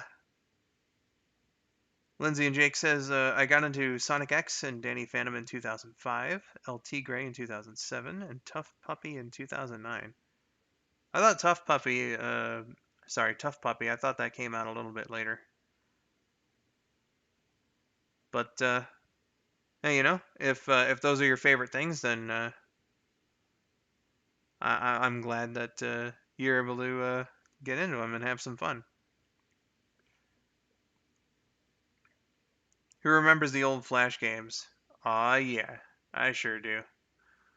I didn't discover YouTube until 2012. The only things I don't like about it are the crappy copyright policy and the made for kids BS. Yeah, yeah, those two things are quite the annoyance. But you know, uh, it's like I discovered YouTube in 2006, but I like really got into it in '07, and the golden days of YouTube are very hard to describe. I think to people who didn't quite get like I'd say like probably 2006 to '09 were probably like YouTube at its fucking peak. It was just the best website ever. Um, when did you go live? Welcome, Stitch. I went live just over an hour and a half ago. Let's see here. Oh yeah, Fukai Mori is a bop. Hell yeah, dude. Uh, those things that as a kid you probably shouldn't be watching, but did anyway. Absolutely, I know I certainly did. Like I became a fan of South Park when I was 7 years old, so that should say all you need to know. Um, uh, Hello, I'm back. It seems you beaten Sonic 2. Sure did, and I did it without dying. So I accomplished the task that I set out to go and take. Uh, Yancey remembers the golden days of YouTube. Hell yeah. Uh, Slytherin says, back in the day, besides Sailor Moon, I used to watch Cardcaptor Sakura and then Dragon Ball when I got older. It's kind of like a reverse of me. I remember Sailor Moon and Cardcaptors as it aired over here. Um, but like I wasn't terribly interested in Sailor Moon. You know, uh, being a small child, and with the way things were back then, I was just like, yeah, man, this is a girl show. There's nothing great about this. And then like Sailor Moon's like my favorite anime now. So you know, I can look back on younger Skull and be like, you silly little man. Uh, and then Card Captors, I remember liking. They really changed it up though. Uh, so like they tried to make it into a boys show, and the results of it are so interesting. Just the way that they tried to dub that into English the first time, because like in Japan, originally it was a show uh, primarily made for a female audience. Then like when it was dubbed by Nelvana, they tried to make it like a more general show. Uh, And then Kids WB made them change it up even more into a boy centric show. So there's like three distinct demographics that you know uh, like it went through going from Japan to the United States. It's weird. Um, let's see here. Flash games were the thing when I would go on the internet. Definitely. Uh, Robert H says I saw Butch Hartman give a live conference at the local community college around the time Tough Puppy first started. He and my mother actually are actually old school friends. Oh, that's interesting. And then KJ said, I learned that in the mid to late 2000s you could comment on people's channels, according to Courtney Project S&T and whatever videos. Yeah, you could. It's kind of evolved. Um, I remember talking about this on stream recently, but like comments on people's channels kind of became like the post tab. Uh, so like say anytime KN does like a post on her channel, like that's what the comment section evolved into. Uh, Stitch here says I felt that, but with Family Guy. My father used to leave me in the room with it on. Yeah, I definitely became a fan of Family Guy earlier than I really should have, but you know. Uh, I should say I'm a fan of Family Guy's earlier seasons. That show kind of fell off. I think Rabbit and I actually had a conversation about that the last time I streamed. Uh, I watched a lot of Sailor Moon and reruns. Yeah, it's like I didn't become a fan of it until I was 23. So I mainly caught up with it on the internet by that point. Uh, do do do do do. I forgot to put salt on my fries. They just taste like ketchup now. Ah, unfortunate. My older brother is still a huge Sailor Moon fan. Hell yeah. The first English dub in an anime. You can still do that, right? The community tab? Yeah.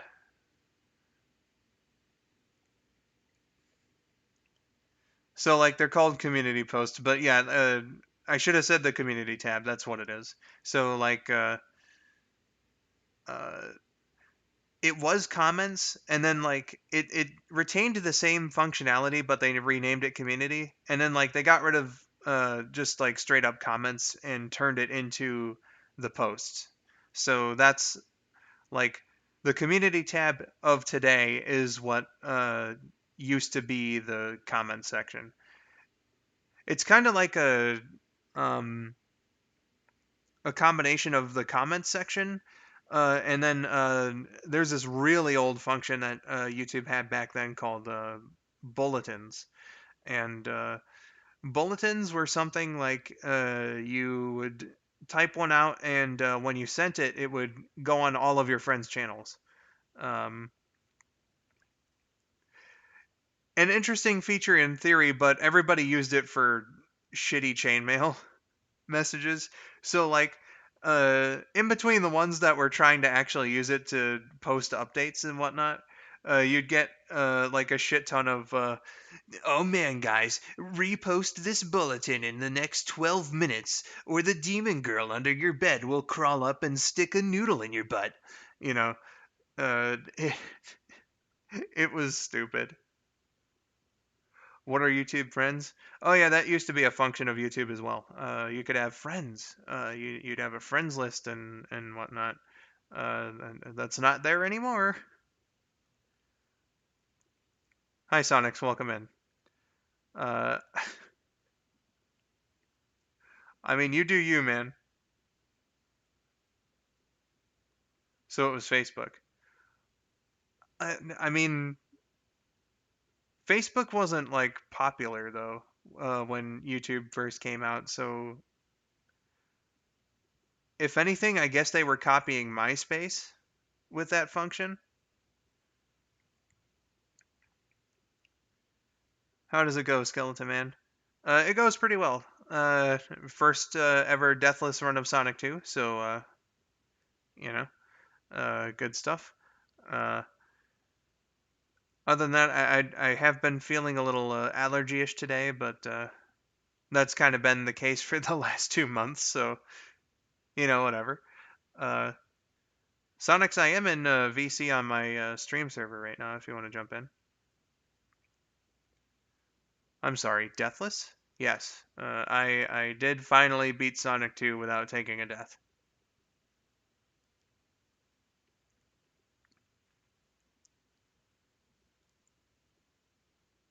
Uh, let's see. Slytherin was asking, speaking of Sailor Moon, who's your favorite Sailor Scout, both inner and outer? Uh, okay, that's a good one. But first, Video Game Fan 5. You've found me once again. Thank you for the $1 donation, my dude. Really appreciate the support. Um, you're messing with me, Deathless? No, I'm not messing with you. Watch the VOD. I don't die a single time. I came pretty close a couple times, but I did not die once. But Slytherin, to answer your question, my favorite of the Senshi are, is Venus, like just overall. Minako is like my second favorite character and my favorite of all the heroines. Uh, with Ray, Mars is a very close second. And then with the Outers, probably like, or not even just probably. My favorite of the Outers is Hotaru, because her storyline was fucking amazing. It's my favorite story arc in Sailor Moon, and just really interesting, incredible stuff. Whether it be the '90s anime or Crystal, which is where I first really experienced it. Uh, they're like my top three in terms of my favorite of the Senshi. My favorite character, however, overall is Artemis. Fucking love Artemis, man. He's a bro. Uh, and then Yancy answered inner is Mars, outer is Pluto.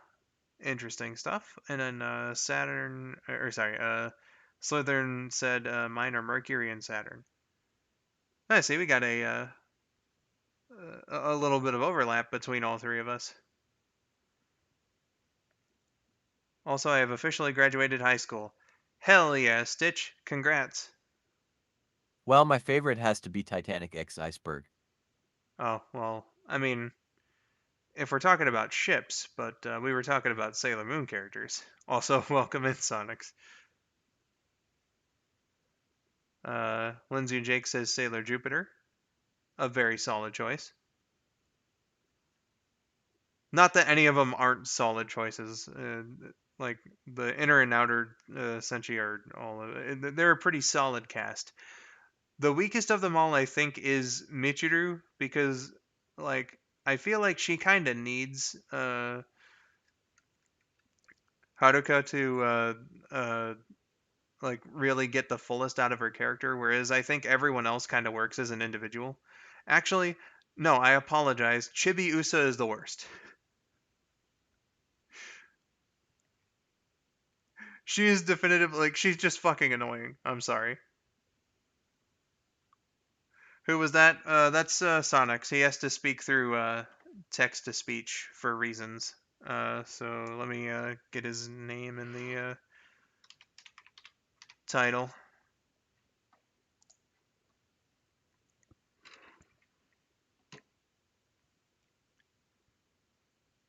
Obviously, I am God telling you that the groceries are on sale.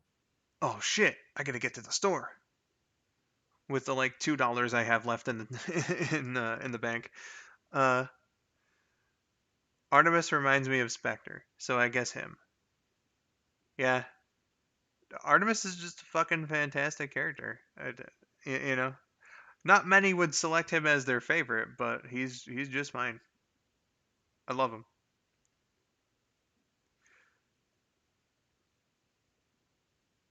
Let's see. Joshua Hunter was saying hi to you, Sonix. Slytherin said I also like Mars and Pluto. Robert says some are liquid and gas choices, I'm sure. Ha ha ha. Um, I see what you did there. Yancey says Ami is great. I just grew to like Ray more, which is weird because Ray was my least favorite. I thought she was too mean at the time. Yeah, that's like back when I was a child. That was kind of the impression that I got from the show. Like, you know, uh, I was just like, man, Sailor Mars is just mean all the time. But like, having watched, Sailor Moon like later on, I know that's not really true. Uh, you know, she just doesn't take any of Usagi's bullshit. Is the thing.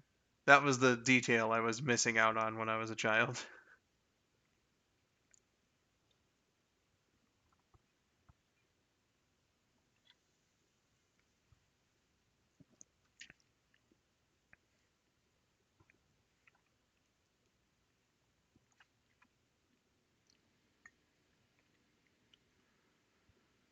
But as I saw more of it over, I saw her softer side. Exactly. Exactamundo, my dude.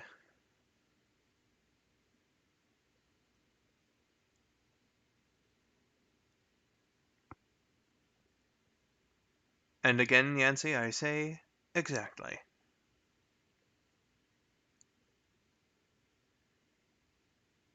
Sonics, I don't know if I asked, how you been today? Or did I ask and then I forgot because I'm old? Alright. Currently working on video editing. I see, I see. Did a bit of that this morning. Am I the only one who enjoyed Chibiusa? You are entitled to your opinion. She's fucking annoying, and I don't think really almost ever like she has a couple good moments, but like she doesn't really make up for how annoying that she acts.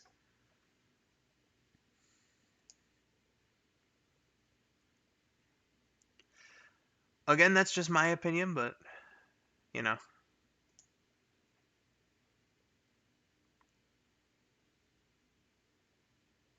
Popeye the Sailor Man is the true best Sailor Scout. Spinach Planet Power makeup. Fun times.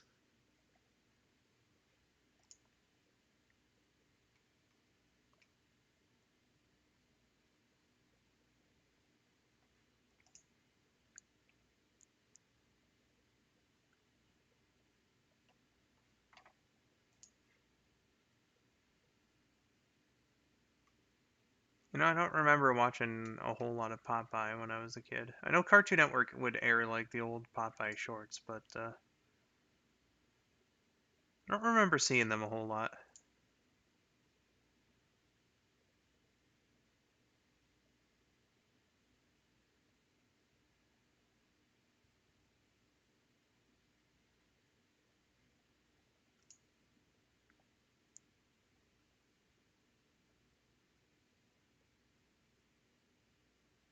Well, oh, KJ was asking, Skull, what's your favorite animal? My favorite is Roadrunner for obvious reasons. I think I've said quite a few times on stream here, and to anyone who will listen, uh, dogs are the peak of evolution. Dogs are fucking perfect creatures. Dogs, like, their loyalty, they're so friendly and whatnot. Or well, some more than others, I suppose. But you know, uh, there's just something about dogs that just, man, they're the best.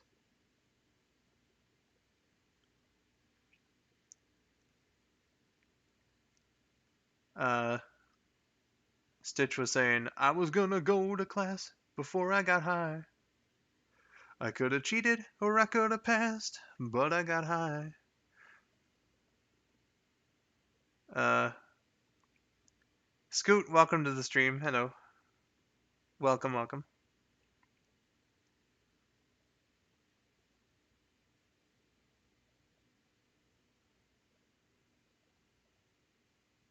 For the same reason as dogs, or well, for similar reasons anyway. Like dogs can be just so loving and wonderful, uh, and they have a great set of skills. Uh, Elephants are like my second favorite animal, cause they're pretty fucking awesome creatures. They're cool guys. Would hang out with 10 out of 10. The only time where that's not really the case is like males during mating season. But other than that, man, elephants are fucking awesome. They look at humans the same way that we look at puppies. That's amazing. Elephants are great.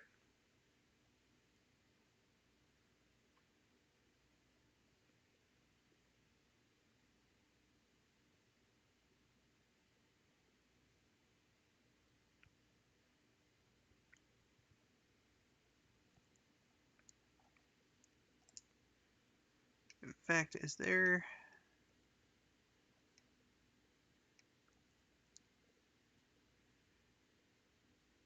Surely there is.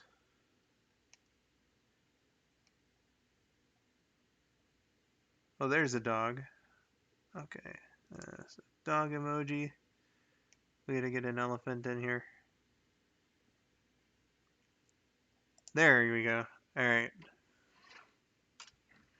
Booyah.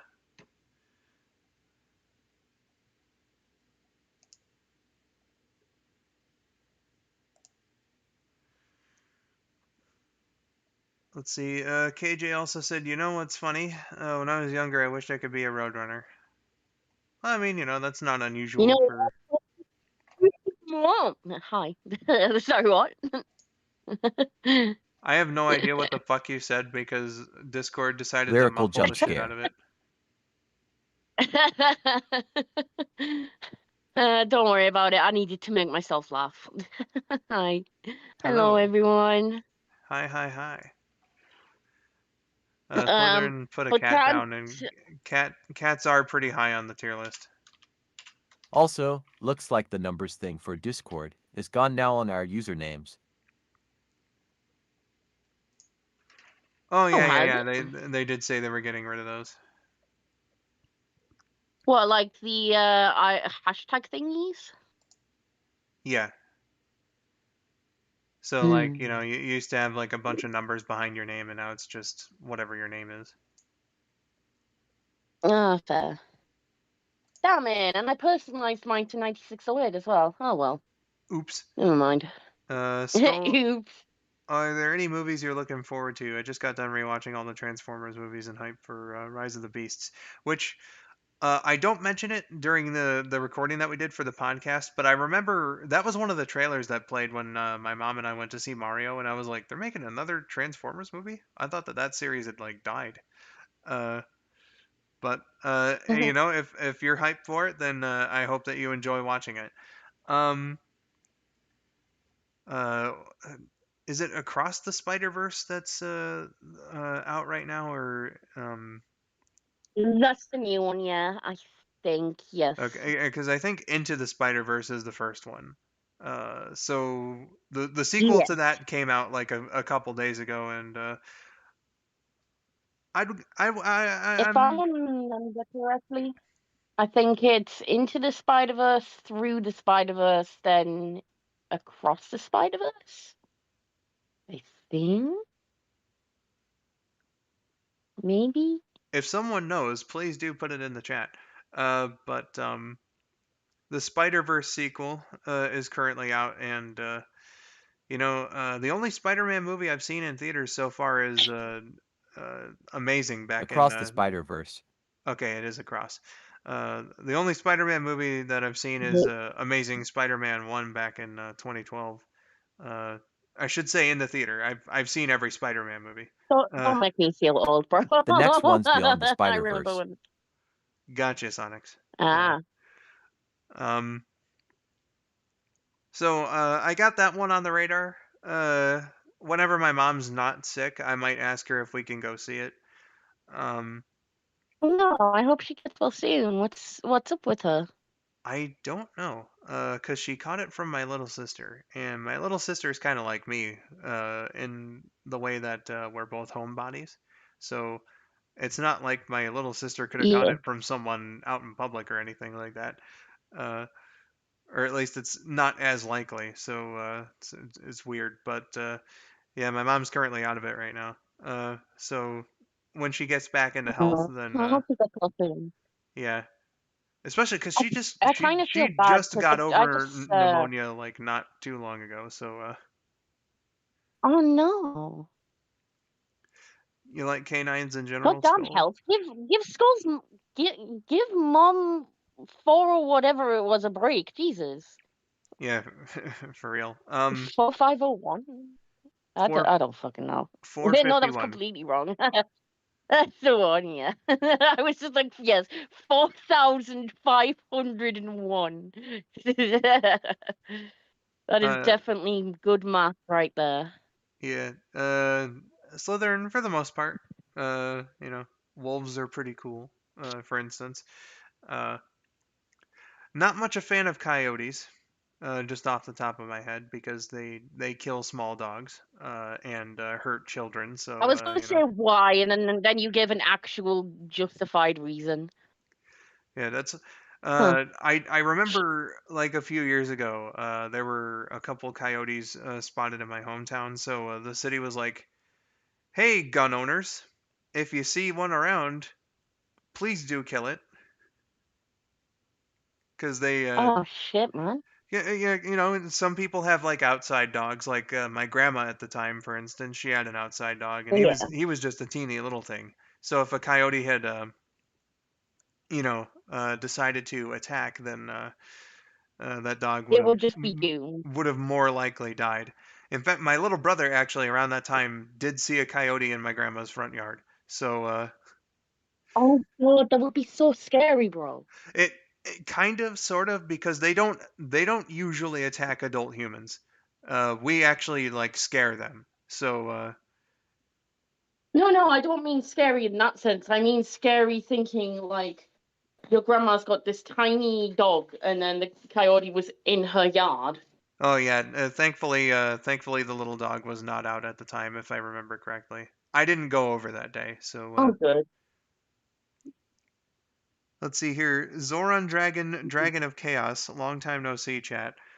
Your profile pic does look kind of familiar, but I'm not sure who you are, but welcome back. Let me have a look.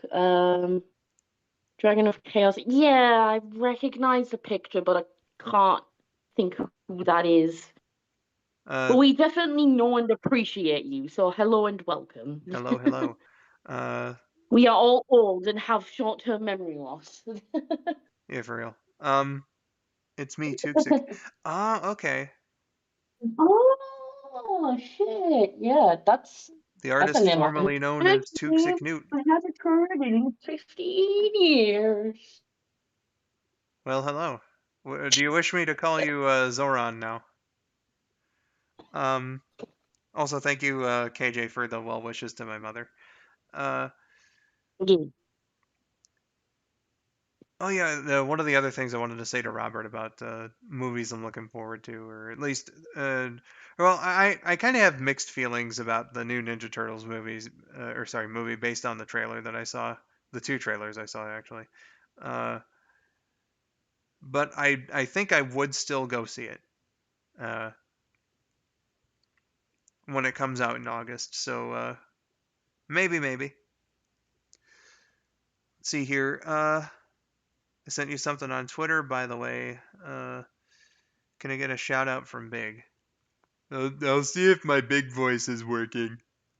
I don't think I'm at 100%, but uh, hi, Lindsay. Hi, Jake. Aw. I hope you're doing well. Can I get a Oh, hug okay. off Big? Because I've had a rough day. Hug.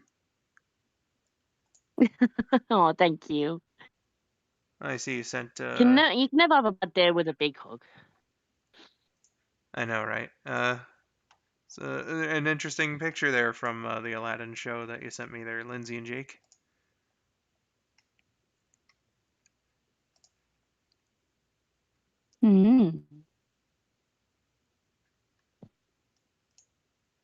What have I missed in the chat? Not to mention they get blown up, run over, fall off cliffs, and get crushed by boulders and rocks. Yeah, coyotes do have it pretty rough, but they do kind of bring it onto themselves. With Teenage Mutant Ninja Turtles, I'm not a fan of Stockman being a fly, but that looks like the coolest take on it. I mean, Baxter Stockman being a fly is like one of the like trademark things about the franchise.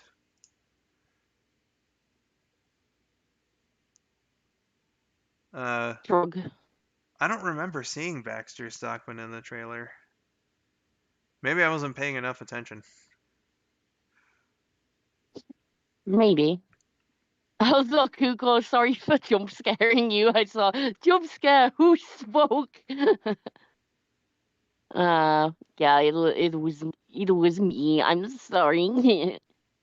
Also, why are there random animal emojis? Oh, because we were talking about favorite animals. So I put down, Yours being dogs and elephants. Yeah, good choices. yeah, elephant was the close second to how dogs are peak evolution. Elephants are so underrated, dude. Like, they deserve way more love. Yeah, hi, Katie. And Yancy, thank you for stopping by. I hope that you enjoyed this one. It was nice to talk to you again, and you have a good rest of your day, my dude. Hope that it all goes well. Yeah. And I see Slytherin as a fellow man of culture as well, with the cat appreciation. Yeah, cats are like my third. Yeah. Cats are fucking Lyrical fantastic. comfort for the FNAF movie. No. Uh, The only thing I've ever seen from FNAF that has even vaguely interested me was Security Breach, because that one's more, I don't know, palatable, I guess.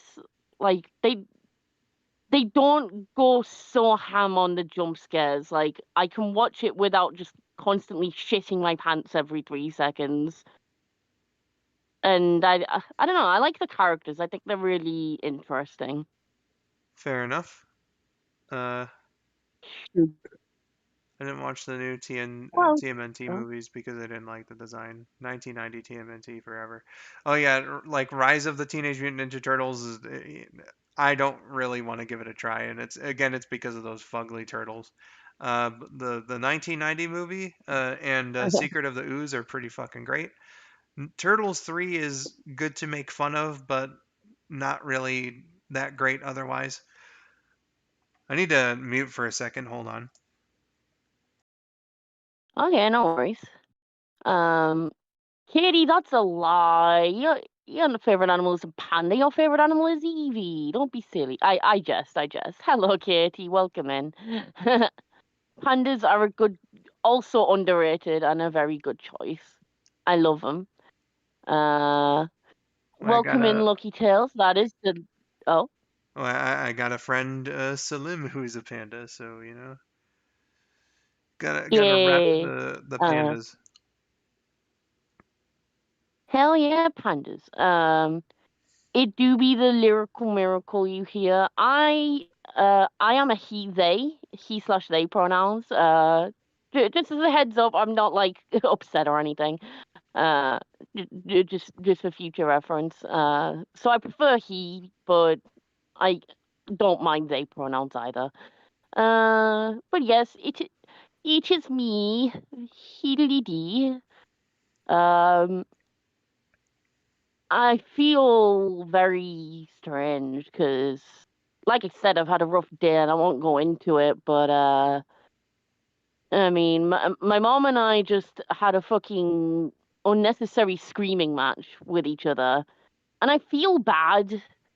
And uh, and obviously I want to apologize to her, which I will later on. Because like I said, it was just unnecessary. We didn't have to scream at each other. And like that was like right before hopping into the stream. I literally hopped into the stream just to distract from that, which is why I sound probably kind of gross because crying. So it just feels very strange to just force myself into that very abrupt tone shift. It feels very strange. I'm sorry to hear that, my dude. So yeah, it's fine. So yeah, I'll apologize to her later because I don't regret what I said. I just regret how hard I went on it, and like how I went about it, if that makes sense. Because I think we were again. I don't want to like sound like I'm venting, but I think we just were both in the wrong, and that I don't know. I had some big feelings that I didn't know how to handle for some reason, but it's fine now, and I'm sure my mom understands. Um, so yeah, I ended up jumping right in on here because I was looking through Discord and I was like, oh hey, the Skull and Sonics are hanging out. I'll go say hi to them, see how everyone's doing, and that'll probably cheer me up, and it has. And uh, yeah, it's always good to see you all, and it helped me feel a lot better. Well, that's good. The 2012 TM, I can't English anymore. 2012 Turtles is the best Turtles, says Zoron. Yeah, I'll just go by. I was gonna say Toxic, but I'll just use Zoron because that's the name you've chosen now. Uh, and fair. I need to watch more Ninja Turtles to have a solid opinion on like anything. I've only ever seen like bits of like just like various out of context scenes from some of the shows and some of the movies. So I don't know what I have seen and what I haven't seen. Um, yeah, you're right, Tails. I am a softie. You wouldn't think so with the way I just went on earlier, but like I said, I was um over overall I stand with what I said, but I was very out of order with it. So and with it being today as well, it definitely wasn't the best timing because there's like a lot of stuff today. Like good and bad stuff. It's not like, oh, this is like a fucking horrible day in like history that we can't deal with. It's like it's nothing to do with that, and like my feelings weren't even to do with that either. I don't know. I was just I don't know. I was just angry, and like I don't want to treat the stream like it's my therapist or anything. Don't get me wrong. I just want to acknowledge that um I was I had big feelings and didn't deal with them very well. Um, Well, the but important thing is that you're yeah, like, like Katie said, I'm sure my mum will understand. She knows I know that she loves me, and she knows that I love her. So, thank you for the hug, Sauron. Um. So yeah, if you just, I apologize in advance if you hear an occasional sniff, because like it takes my nose like 3,000 years to recover from anything. So it's like, well, shit. But it's all fine now. But yeah, lots of things going on today. gotcha. Uh, basically, well, not even lots. It's just just a generally important day. It's June 5th, so it would have been my great grandma's birthday today. She would have been 98, so happy heavenly birthday to my nan. Ooh, So obviously that's sad, but the happy news is that my second nibbling is on the way. So ooh, it basically could be born like any fucking minute now. So, well, not literally any minute. It's not going to be quite that soon. Um, but like any day, basically. Because my brother and sister-in-law are in the hospital. She is currently in like whatever it's called when you're like in labor, but not in full labor, basically. Um, she was meant to get induced on Saturday. Um, but I think the baby's just decided, nah, I'm just coming regardless, very slowly and painfully, but surely. Uh, but they're doing fine. They're keeping us updated. Uh, Fingers crossed, touch wood, everything is going fine last I knew. And yeah, we're expecting the baby will probably come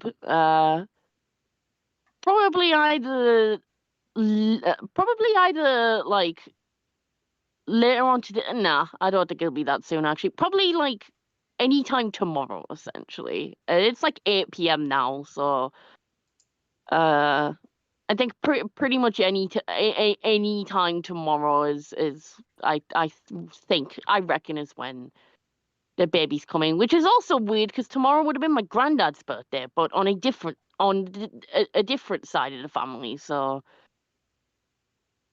lots of gotcha. June birthdays in my family. Very crazy, but yeah, baby's doing well, and it just wants to see the world now. It just wants to be like, hello, I have been born. Yeah, So fingers crossed. Very very excited. I've not been sleeping properly because of it, but I mean that's an understandable reason. I'm not too upset about that. Uh so yeah, it's definitely gonna be an interesting couple days. for sure. So yeah, but they're on like they're like 200 or so miles away, so it's not like I can just go down and see them, which sucks. But as long as everything goes well, that's all that matters, really. Uh, I get you. Thank you for the hugs, everyone. Um, Zoron, babies be like, I popped into existence. I shall now scream my soul out because I know nothing.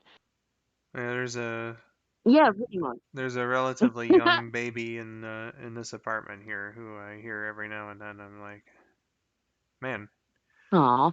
I really am getting like a secondhand taste of the new parent experience here. Yep. Uh, How old's the baby? I have no idea. Uh, I At least in its first year, at the very least. yeah, more than likely. I think like that baby is like in uh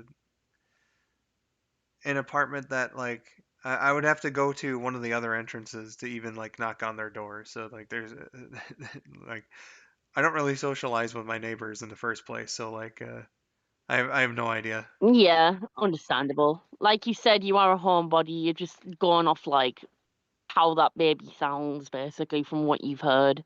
Yeah. Uh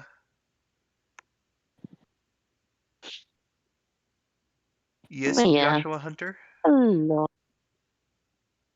Yeah, I was just saying hello to Joshua Hunter. And then I know He. there was some discourse about the 2012 Ninja Turtles, and I meant to say like the first two seasons of that show I think are fucking banger. Absolutely love them. The third season started off like it was fine, and then the second half was actually pretty good. I think uh, I've seen like half the fourth season, and a few episodes after that, but I still haven't completed it yet. So I got like a season and a half worth of the show to watch. Yeah. Season 3 is so sad though. I don't know. It felt uh, up until the part where they like do their quest. It was just kind of like, you know, I don't know. It just felt like they probably could have used half the episodes that they actually got that season because they were just doing some wild, crazy shit for the most part. Uh, the first episode or so, like, had them, settling into their new environment. But then, like, you had the one where, like, Donnie's fighting a living car, or like the one where Bigfoot's in love with Donnie. Lots of Donnie episodes. Come to What? think of it. I don't think I want the context for that. I think it's funnier out of context. Yeah, Bigfoot falls in love with Donatello and takes a shit in the bathtub. That is actually something that What? happens. That is Dude, are actually you something that shitting happens in me that right now? But episode. not intended, but are you shitting me right now? Nope. I see that your analytical breakdown of the bathroom rap from Parappa the Rapper is on my recommended. Very topical. Yes, the thesis on Parappa the Rapper. Uh, what the hell? Asks Slytherin. It's an episode that happens in it. Bigfoot takes a shit in the tub. It's an episode that exists. Yeah. Speed Demon is awesome. Like, I don't remember hating the episode. I just kind of was like watching most of the first half of season 3, and I was just kind of like, man, this show got really weird. Then again, there is like one or two episodes of the second season as well that got like really weird as well. Like a particularly disgusting one where Michelangelo gets a giant horrific zits all over his body, some of which break Oh through his no. shell. Like gross. That does sound very, very not good. Yeah, Yikes. That made my skin crawl, actually. Holy shit. the shell acne. Yes. See, Acne. Zoran also said the Usagi Ojimbo episodes were cool, but they did too many of them. Was that later on? Because I don't remember him being in 2012. That probably was later on. Uh, Hmm. Robert says, I found the 2012 TMNT very inconsistent in both tone and episode quality. It does have one of the best Usagi crossovers, at least.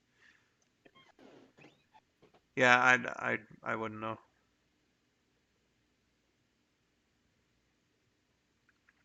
Goodness. Uh,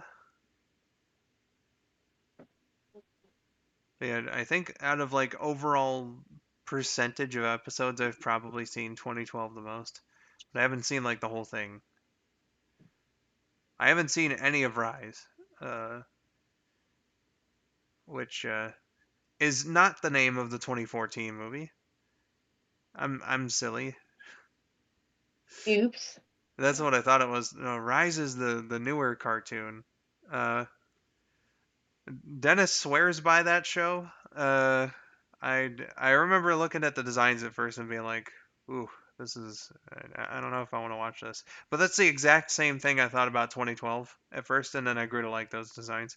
I don't know if I'll so much have that same feeling about Rise, but for Dennis's sake, at the very least, I should probably give it a try. We trust Dennis's instinct. And his recommendation is not one made of malice. So Yeah. the crazy ideas of the writers, man. Dennis. You know, Nickelodeon shows just kind of do that. They like their gross out humor over at the Orange Network. SpongeBob.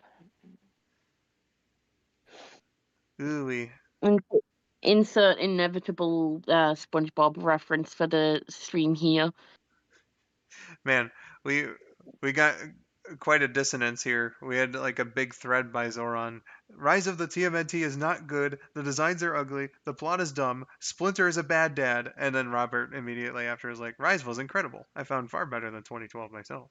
I just physically gasped at hearing the word Splinter is a bad dad. I can't wrap my head around that concept.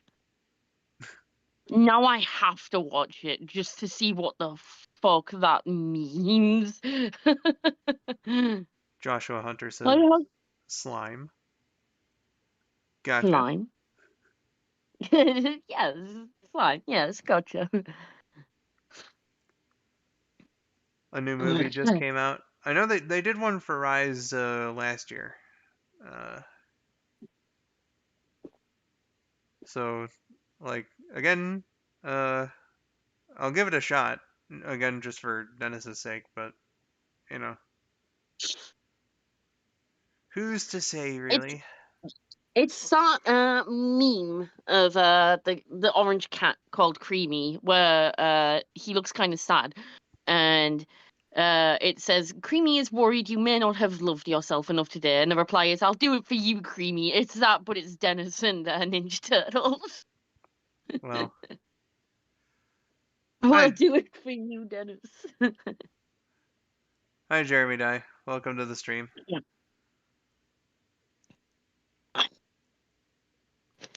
Yes. Yes, he is. Welcome. He treats the boys horribly, barely noticing them. He's a bit of an absentee. You're saying? Oh no.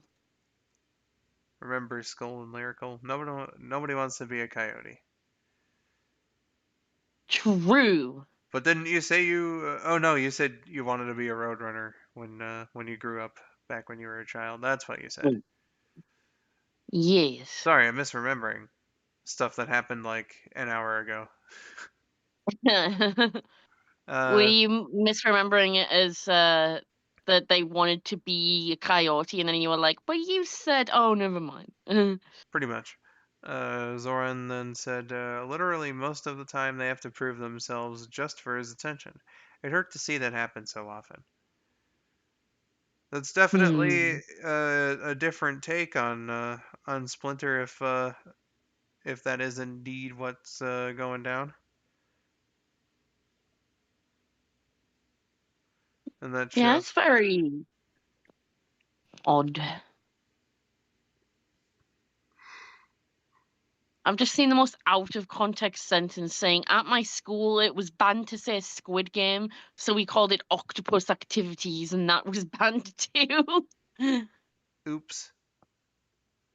What did I just read? Splinter is supposed to be the cool and mature wise guy. Yeah, Well, exactly. you know, 2012 Splinter was the best dad. 2012 Splinter was pretty fucking great. I may not have seen the whole series, but I've seen enough to know. Yes. What the hell is this adding another demon core meme that's going around? I'm so confused. I just keep seeing things about adding another demon core. I'm like, what? Huh? Patrick, I'm confused. Yes, I am. Marty, I'm scared. uh, And now, giant piles of bubble gum. I'm so confused. Uh, I am so confused. I will now commit jump die. yeah. He I loved gotta him. force that reference anytime I can. Of course. Uh, Zoran says he loved his sons. He gave them life advice. He protected them when they needed it. 10 out of 10 dad. He was pretty good. Yeah. Jeremy, to answer your question, feeling a little allergy-ish today, but that's been the case for the last couple of months. Feel pretty accomplished in having beaten Sonic 2 deathless for the first time here today. So, Oh, hell yeah. GG. oh, thank you. That was the gameplay portion. We've been doing Q&A for actually much longer now that I've actually been playing the game. Um, but it's all good. Well, Allergies really do suck, Spidey. yeah, my hay fever's been pretty rough the past week or so. Which also doesn't help my nose. Gross. I have a recommended video called Super Bowser 69 DS. Oh no. SpongeBob, you're cringe, but it's an actual scene. Oh my god, that actually looks so real as well. Holy shit. I don't need the volume on because I know exactly how it goes, but that looks so real. That looks like it's actually from the show. Oh my fucking god. There was a pretty good edit of the Halloween episode I found uh, recently. I know I linked it to Rabbit in Georgia. It was very unexpected and also amazing. Very well done on whoever did that. Let's see here. Allergies suck badly. I hate allergies so much, bro. Yeah, it's gotten particularly bad for me since like almost 3 years ago now. Uh, just one of the nice consequences of getting older. Uh, Yeah. so you have to deal with this bullshit. Uh, but it be what it be. Zoran says I was praised by the allergy gods, and am only allergic to bees. Oof. Yay. So just don't get stung by bees and it's all good. Seems like it. Spidey says, imagine a society without allergies. The perfect society. Yes.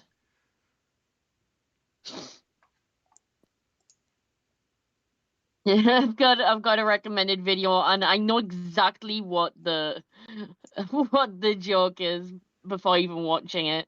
Because it's titled "They Asked Me If I Had a Type," and off the thumbnail, I know it's someone's like, "They asked me if I had a type." I said, "Grass type." They weren't talking about Pokemon. Oops. And there's just so many memes on it now. It's very good. I've been stung by bees twice in my life and the pain was excruciating. Oof. Ooh.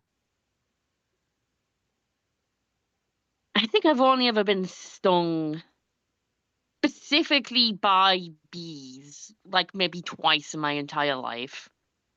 And one of them was awful because it was like right like underneath like your earlobe, like at the back. So it was such an awkward place for it to get. Ouch. Um that's like the only time I really particularly remember. I think I may have been like stung another time, but I don't remember. Gotcha. And it hurt. It obviously hurt like hell, but it was actually not as bad as the one time I was bitten by a fucking horsefly, and that shit hurts. Like they do not fuck around. Like, oh my god, avoid horseflies whenever you can because one bit me on the leg, and I screamed because it hurt that much, and it left a huge lump. It was awful.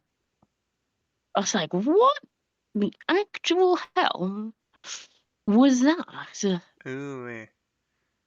Man, I remember a couple of years ago, and Spidey, I'll get to your question in a second. a couple of years ago, I had this really weird thing where, like, over the summertime, I got bit in my sleep 3 times by a spider.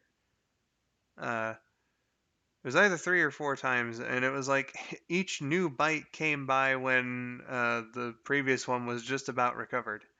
Uh, Oh man. so it was always like I would just go about my day and then notice a new bump on like some place with 2 distinct marks in the middle of them. Uh, so I was like, oh, I see, that's a spider bite. Uh, and one of them was on my foot, and they were all itchy as fuck. But like the one that was on my foot was particularly bad because it wasn't on like the top or like the bottom of my foot. It was like right on the side, which is like Oh no. that is probably one of the most annoying places to get bit by a bug that only like leaves you itchy afterward.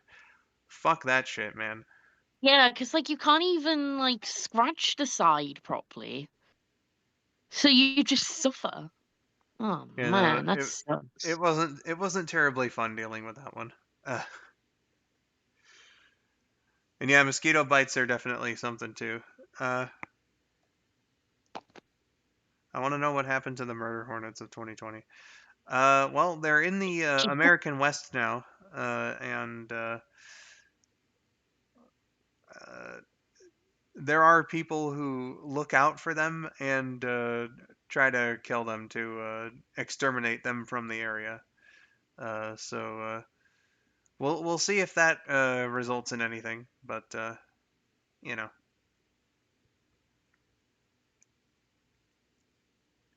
Mm. Spidey, your question was, have you guys seen Spider Verse? I saw the first movie. Uh, Yeah, I saw the first one and I loved it. It was very good. I think it is a bit overhyped, kind of in the same way of like Frozen was, for instance. Like I remember when Frozen first came I out, and get where you're coming from. for Frozen was definitely way worse for the overhype though, because I loved that movie and then it just became a fucking cult eventually, and I couldn't go anywhere without without it being referred to millions of times a day, and I was just like, let me just enjoy it in peace. Don't ruin this for me, man. you know, it was just like there was a good couple of years there where people were like, "Oh man, this is the greatest animated movie of all time," and it's like, got the best story and the best characters and everything. And I finally went and saw it, and I was like, I mean, it's a good movie, but it's not that fucking good. Uh, and that's pretty much the same reaction that I had to Spider Verse. Like, you know, I liked it. It was an enjoyable film, but it is not the best Spider-Man movie, I think, by a long shot. So I would have to watch more Spider-Man movies to be able to give my opinion on what the best one is. But my favorite so far is Spider-Verse. But gotcha, I've gotcha. not really watched a lot of Spider-Man movies. I've watched a few. Um, Aurora, by the way, welcome in. welcome, welcome. I think my favorite live action Spider-Man movie, maybe No Way Home, possibly. Gotcha. Uh, But I'm not 100% certain on that. my I just know I really liked that one. my personal favorite and the one that I think is the best and contender for best superhero movie of all time is Spider-Man 2, the Sam Raimi one. Pikachu, welcome to the stream. Welcome, welcome. Uh, I need to BRB for a brief moment. Okay.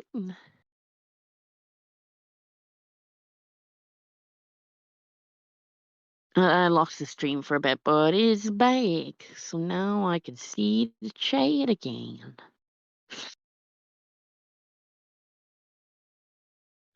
I'll probably go check up on some friends for now, so I'll check up on you guys later. Okay, no problem.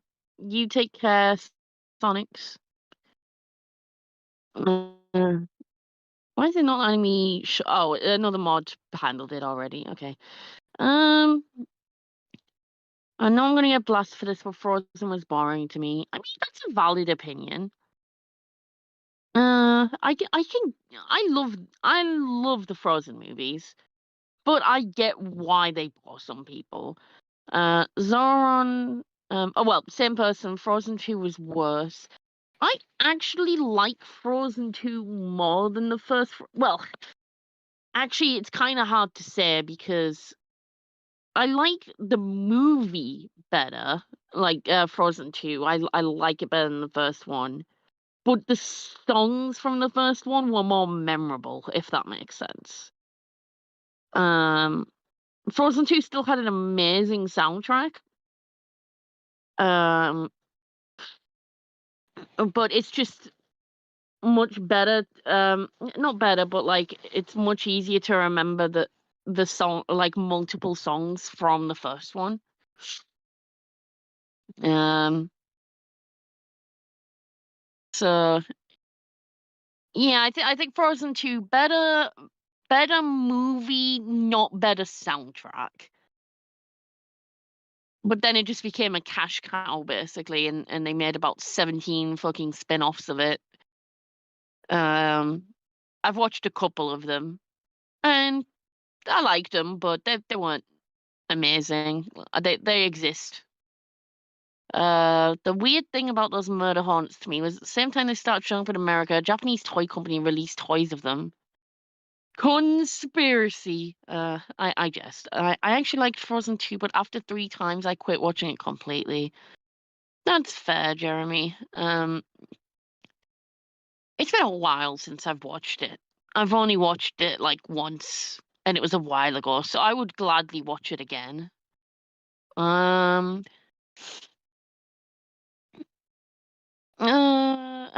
Perkachu says hi, hello, welcome in. Slytherin, despite my love for Frozen, between Frozen and Encanto, I definitely choose Encanto. Oh, same. Encanto is one of my favorite Disney movies of all time, if not my favorite. It's hard to choose a favorite, but it's definitely top 3. Um, Ultimate Spy Plus 2. I have seen every Spider-Man film except for Morbius. Was Morbius a Spider-Man film? I thought it was just a vampire film in the same universe. I don't know. Probably was. Jeremy asks, how was Morbius? Well, I've heard pretty bad things about it. So I haven't watched it because I've been kind of put off from watching it. So I couldn't say. It's going to be a little longer than expected, guys. Miracle, keep the chat occupied. Yeah, no worries, no worries. Stitch knows like 3 people whose favorite movies include Spider-Verse and Scott Pilgrim versus the World. Fair enough. Yeah, Scott Pilgrim was pretty good. Zara is really going to get demolished, but Pokemon movies are better than DC and Marvel movies. Why would you get demolished? Like, that's objectively true. um, I mean, I say this. I've not watched many of the Pokemon movies, but that's the good shit right there. So I wouldn't be surprised if they were better. It's been a while since like the little that I have seen of the Pokemon movies was a long time ago, but I remember them being very good. Stitch has not seen Frozen 2, but maybe that's because they don't watch movies, which is also fair. Same with Jeremy. Not so much anymore. Isn't Scott Pilgrim getting an anime or something? Yeah, from what I've heard, it's getting something of that caliber. Nice lyrical and Canto is awesome. It is like, oh my god, it is amazing. And they were so right to hire Lynn for the soundtrack, because any music he creates is just absolute mwah, chef's kiss god tier music. But like even disregarding the soundtrack, just the movie is fantastic. Is it a perfect movie?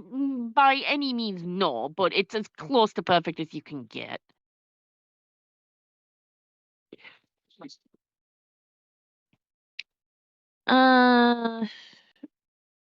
Yeah. Oh, my chat went. My chat blipped out. Hold on. Oh, there we go. Spider Push didn't like Frozen. Again, fair. Lots of people feel the same way. Hopefully this is spelled right. Pikachu has only watched one movie in like 4 years, that being John Wick 4. And the reason why is I've grown out of movie watching. I guess the pandemic made me realize how much I find somehow YouTube videos is better content than movies. Okay, but you're right though. I enjoy YouTube content way more than I enjoy movies. I've heard John Wick 4 is not as good as the first three, but I wouldn't know. I've only watched I've definitely watched the first two, and I've watched a bit of the third one, but I haven't watched any of the fourth one.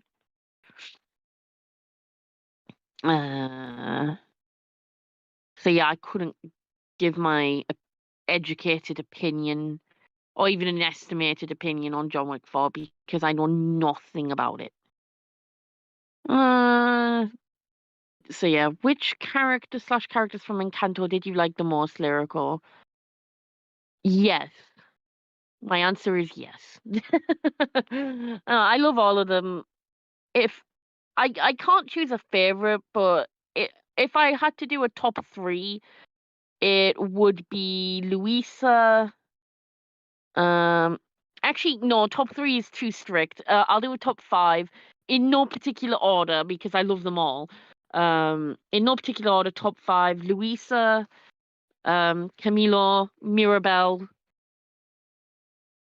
Bruno, and that's hard. Felix or Felix, but they say it like more like Felix, so I'll say it like that. Felix. But yeah, him, Camilo, Luisa, Mirabel, and Bruno are all top contenders in my heart. Um, I think if I was absolutely forced to choose a favorite, it would be Luisa. And I love her a lot. And my fiance would definitely choose Luisa without hesitation.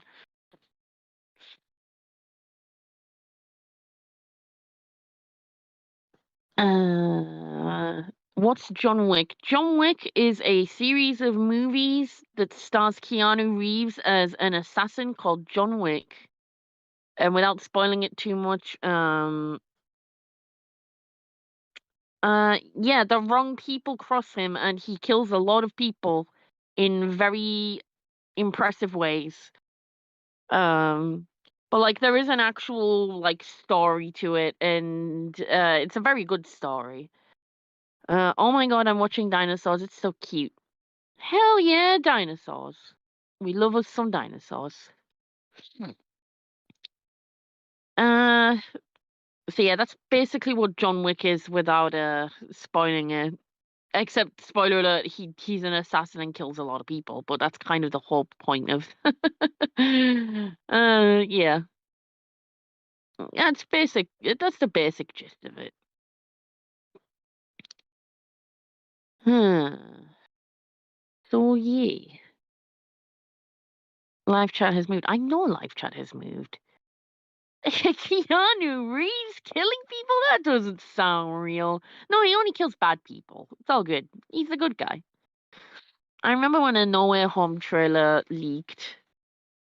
Yeah, me too. I managed to avoid watching it and getting spoiled on it though, so. Impressive as in sword trap or impressive as in fight scene? As in, wait, are those specific movies? Saw has become bland. Okay. I haven't seen any of the Saw movies. I know what you mean by saw trap. I don't know if it's fight scene in a movie. I just mean impressive as in like basically he's just unkillable, essentially. Like any character that has John Wick coming after him, they'll fight like tooth and nail to live, obviously, that as is human to do so, but you just know as the viewer, like, yeah, you don't stand a fucking chance. If I remember right, at some point someone does acknowledge to another character is like, John Wick is after you, yeah. Yeah, you're dead. You're already dead. He's just that good at his job. I'd say my top 5 are Antonio, Julieta, Bruno, Mirabel, and especially Isabella. All good choices. Antonio is baby. Must protect. Julieta's an amazing mom. And, oh, excuse me. Saws have gone bland up until 3-day medicines. There's a lot of good memes on Saw.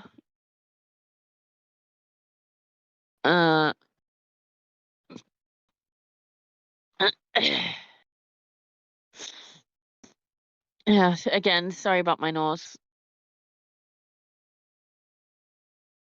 Oh my god, I think YouTube is psychic and is listening in on the discussions over the stream, because on my recommended is a Teenage Mutant Ninja Turtles video titled "How Did a Violent Indie Comic Become a $15 billion franchise?" I had to think how many was 9 zeros. I was like, wait, how much is that? 6 is a million, so 9 is a billion. But I already know about that. I know about its. I have a basic gist about its history and stuff, and it's very interesting.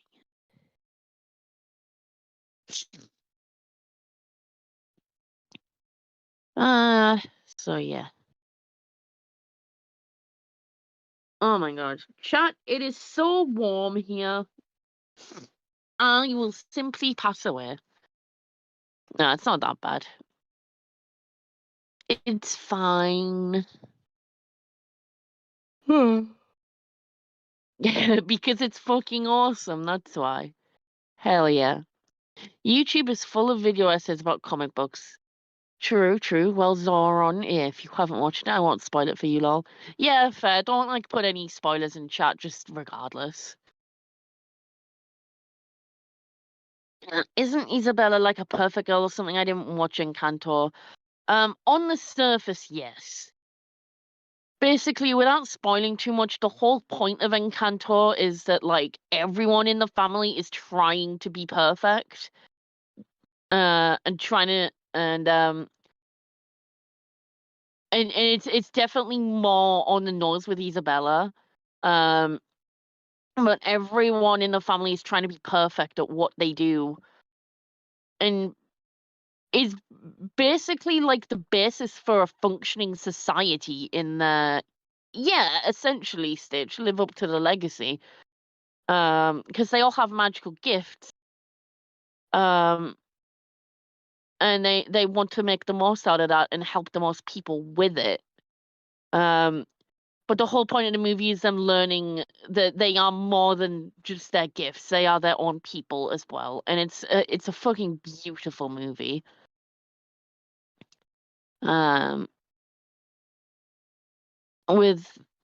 With such a beautiful message and so wonderfully done.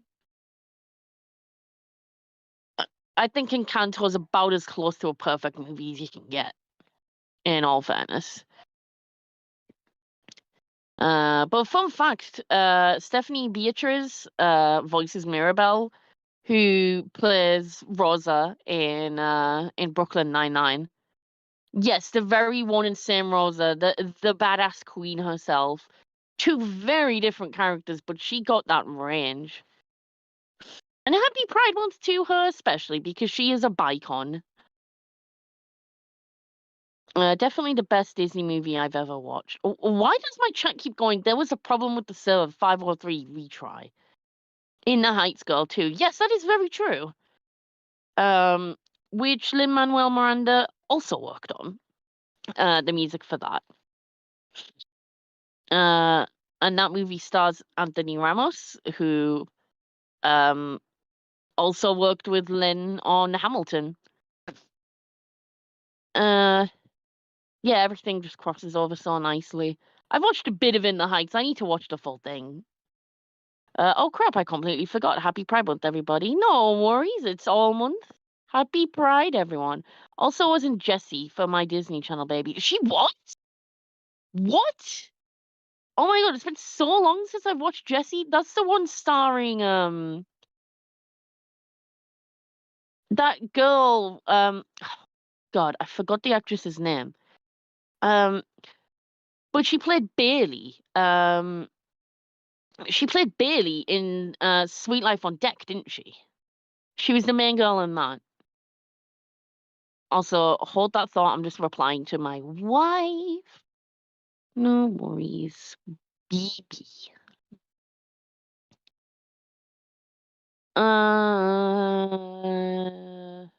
Meow. Debbie Ryan, that's the one, yes. Who was also in 16 Wishes. That was certainly a movie. I'm gonna go get tacos now. Bye, guys. Bye, Spider Plush. Oh, thank you, Stitch. She's not literally my wife. We're engaged, but I call her my wife anyway. But yeah, we have been engaged since March 2020, and we were originally going to get married April 2024. But some things came up that had to delay it. Nothing bad, just there's some things we want to do before the wedding that we will not be able to do in less than a year. So I'm thinking probably like 2026 or 27.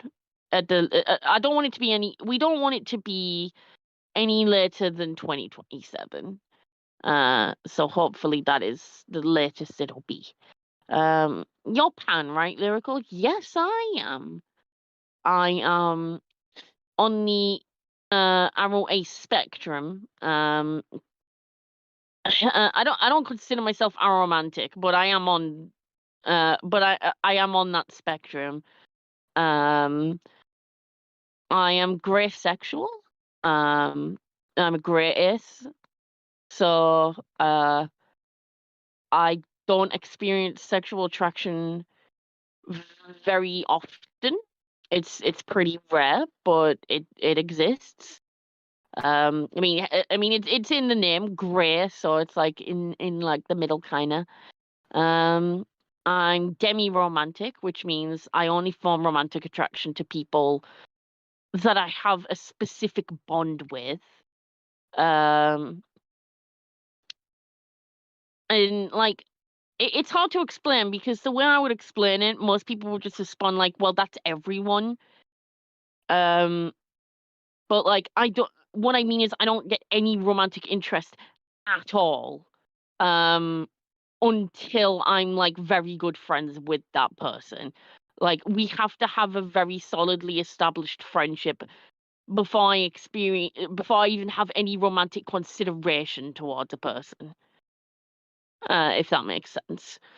Your name is Luke? Yes, it is. I go by Lyrical. That's my YouTube name. Skull will call me Miracle. He's pretty much the only one that can get away with that because I mean people can call me that. It just feels weird if it's not Skull for some reason. I feel like that's his special nickname for me.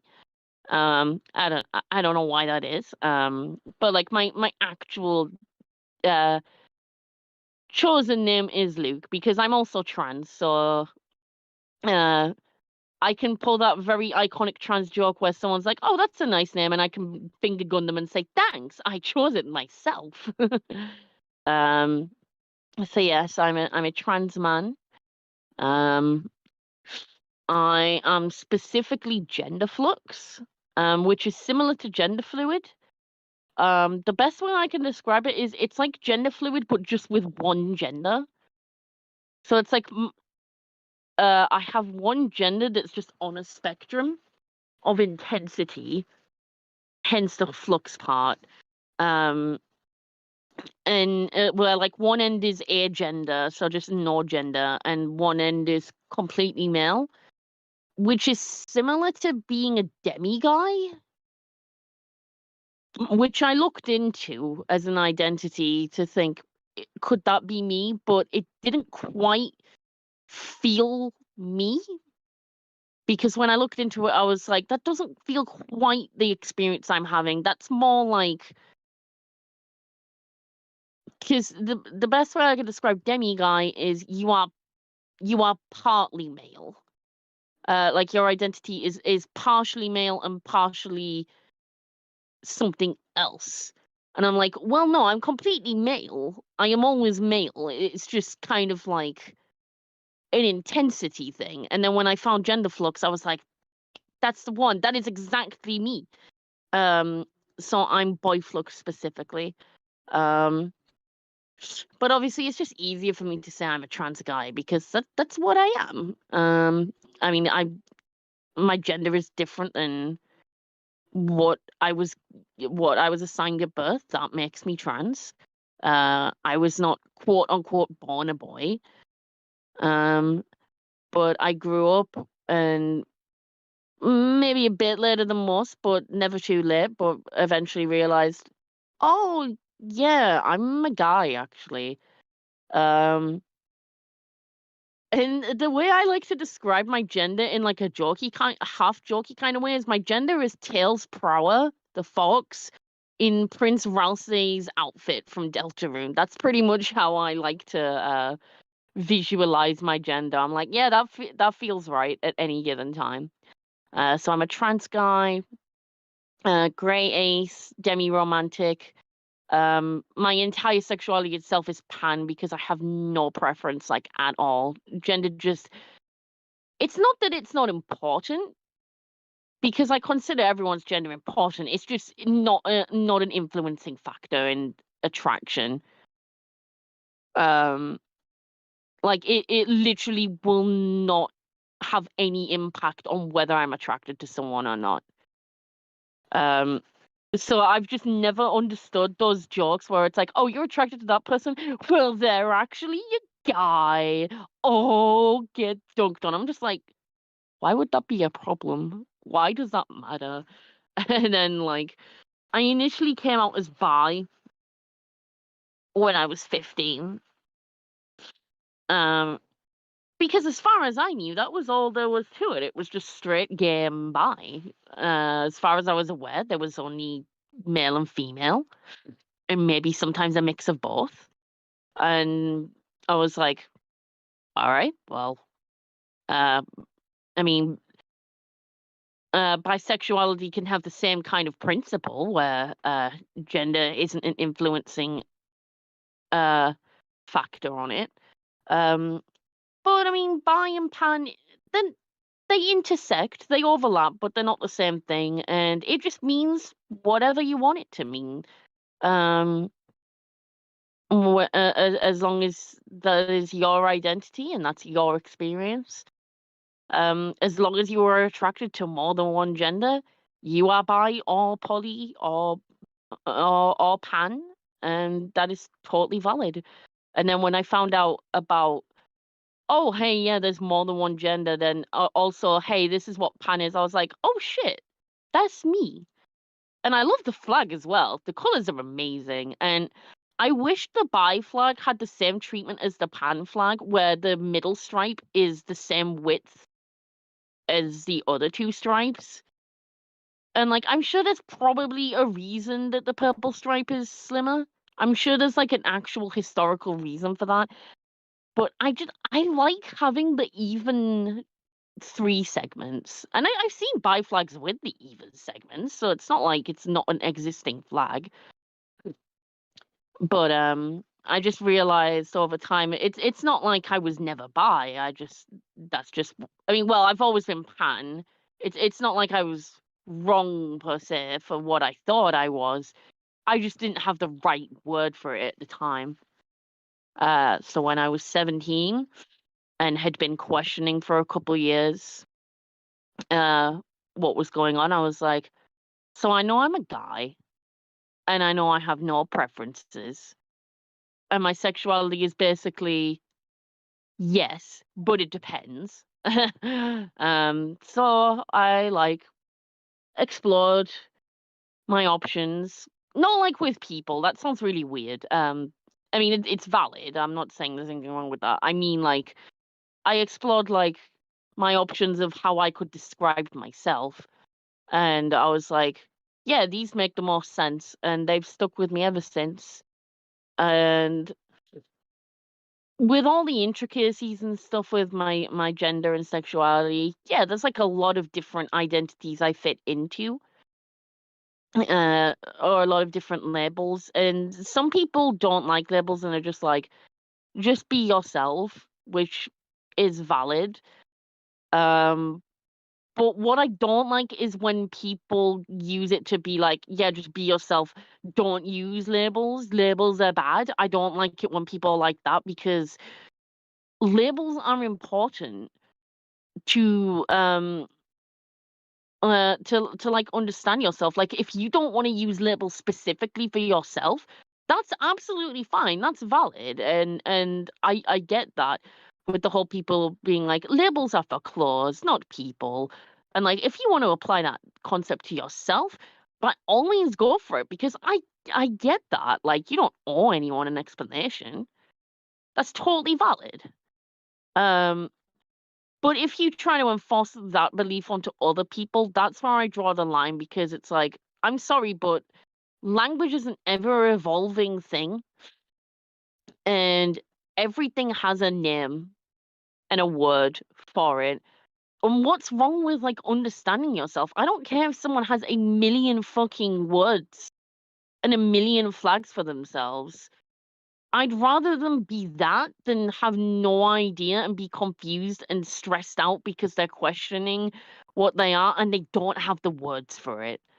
Because I've been there and it sucks. Um, so everyone is valid and yeah, it took me a while. I wasn't the I wasn't the standard story of trans people like, oh, I always knew since I was a child. I never ever related to my assigned gender because like that wasn't my experience. Like I thought I was a girl for the longest time because I've always been very feminine by nature. Um, but then over time, I just realized I was like, I would just be so much happier as a guy. I would be miserable if I was just a girl and that was it. Um, and like I said, after some thinking and reflecting, I came to terms with it. And now I've actually been out as a trans man for 9 years, actually. It was my anniversary yesterday for, well, coming out to my family specifically. I've been out since like the beginning of 2014, but yesterday was the anniversary I came out to my family. And it's been an uphill struggle, but we're getting there. And they've at least come to terms that this is what I want now and that I'm going to transition regardless of opinion. And that's what I want and that's what'll make me happy. And Alice is a trans woman as well, the woman that I am marrying. And she's not on the non-binary umbrella like I am. She's just a straight up binary trans woman.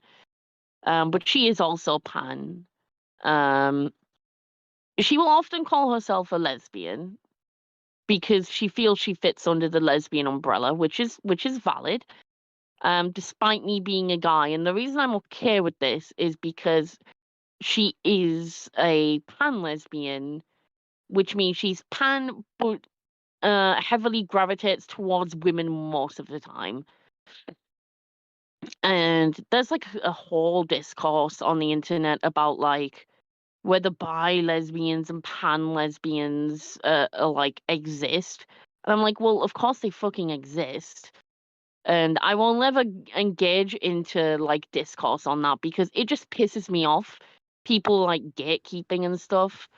And like I understand some arguing points that some people make.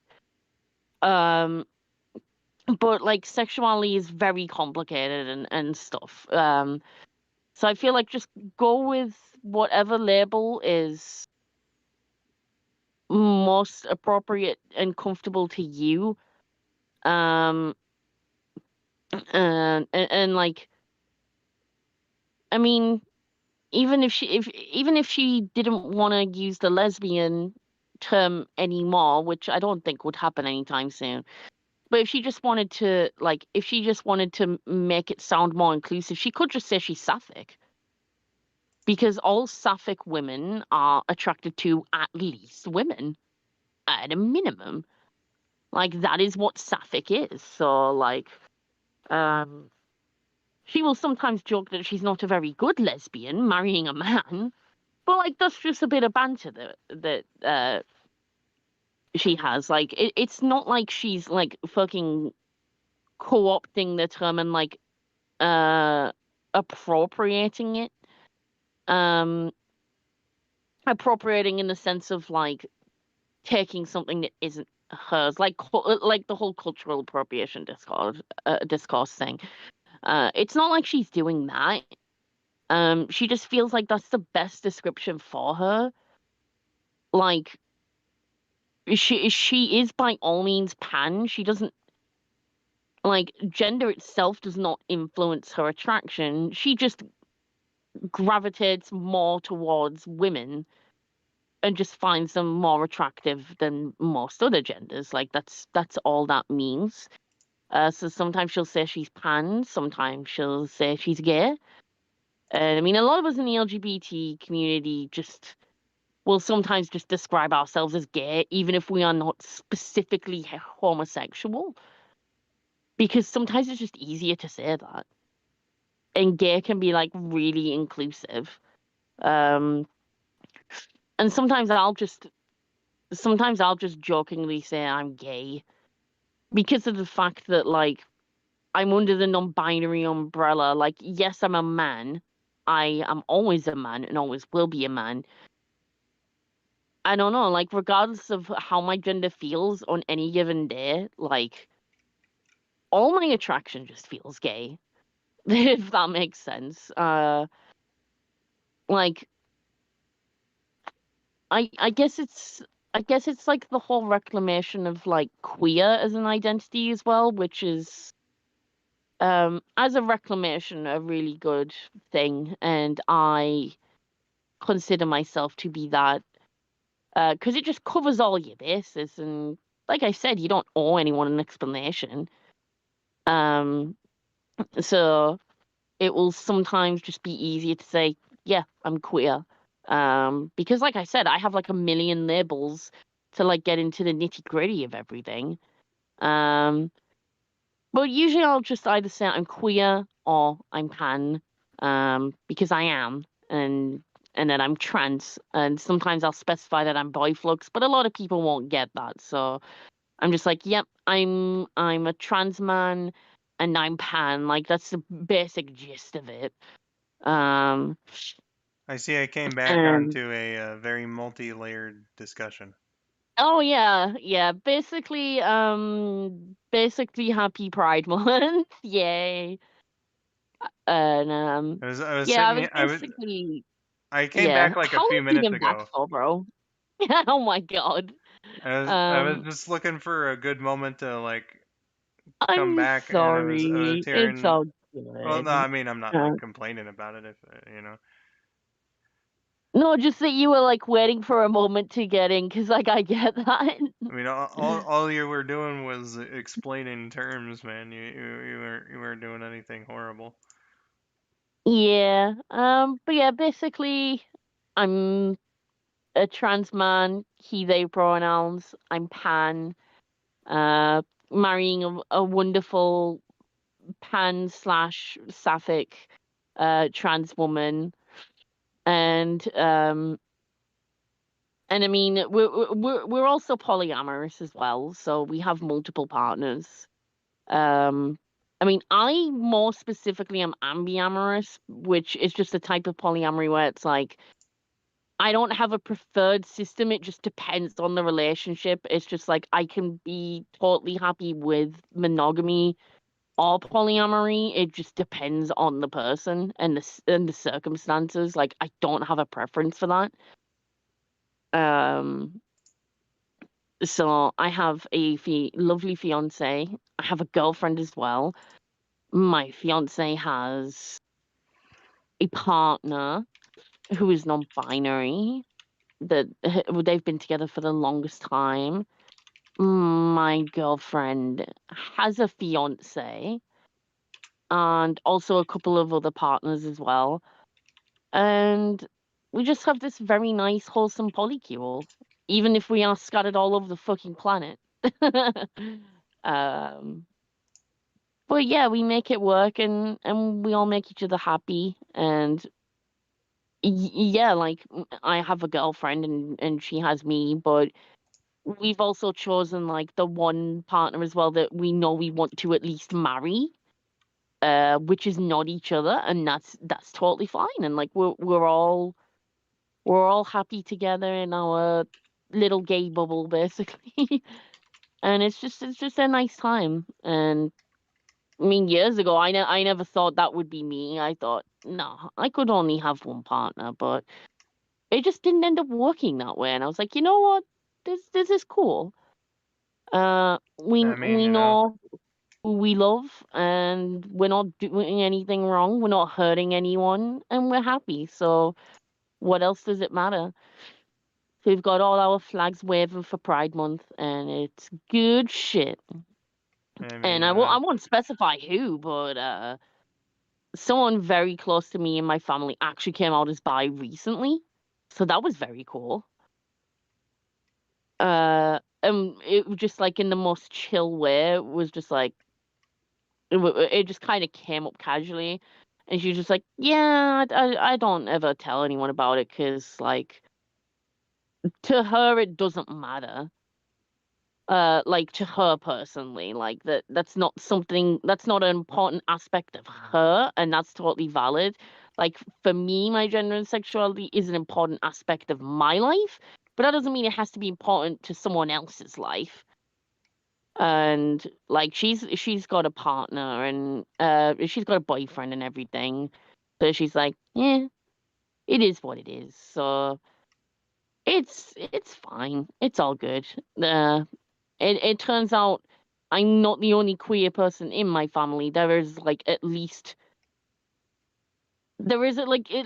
four other people that I know of that are LGBT in my family. I'm the only LGBT guy that I know in my family. The other four are three girls and an NB. Um, but you never know. There may be more queer guys in my family.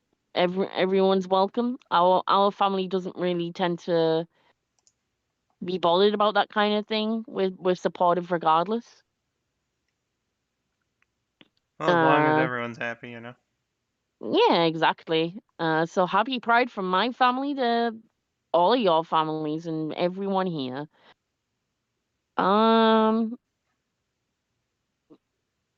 so what is all this? I missed a few comments. I'll quickly go through them, just very skim. Where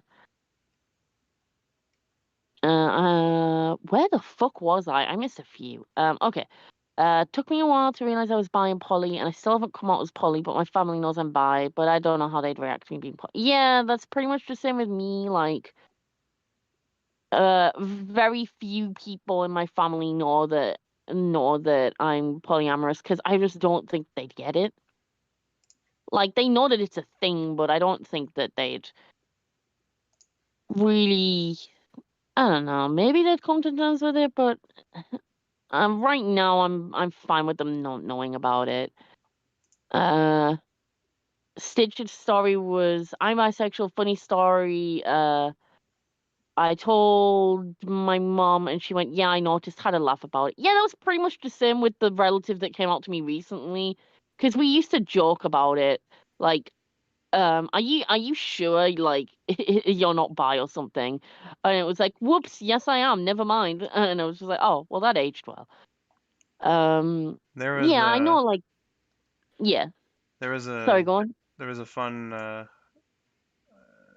I forget where it was, but it was like one of those screenshot memes. Uh, Yee. like uh, where it was this dude uh, talking about coming out as gay to his dad, and he was like really nervous about letting his dad know that he had a boyfriend and stuff. Uh, Aw. and I I believe it was like one of those dealios where the dad was like cleaning out the or sorry, doing cleaning on like the son's room or something, and just so happened to find like a diary note about it, and so like the dad went and Uh-oh. yeah, so the dad put a note on the refrigerator for his son to find that said something along the lines of, "Son, I've known you were gay since you were 6 years old, and I don't love you any less." Aw. I mean, I don't condone like parents reading their kids' diaries. That's a whole different story. But at least he's supportive about it. And Mm. I don't know if it was that like overt, you know, uh, it seemed like the whole thing was an accident, like not deliberate at all. Yeah, absolutely. Like, I mean, I don't know the story. Like, maybe the person like just had his diary on that page, and he just saw it by accident, or maybe he did that deliberately for his dad to see. I don't know. And yeah, You never know. it sounded to me like Very accidental, just like he happened to see it. yeah, exactly. Which oh, but that's yeah, that's very wholesome. Those kind of stories are so funny because it's always a case of like the parents realize before the kids do. And I see memes about it where it's like, you knew since I was that young. Why didn't you tell me? I was questioning for so long. Um, Parents it's parents nice fault. usually have a pretty good read on their kids.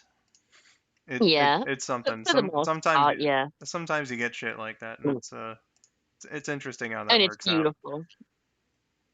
And it's beautiful. And yeah, Stitch, I know what the purple stripe represents. I just never got why it was like such a skinny stripe compared to the pink and blue. Like I said, there's probably an actual historical reason for it.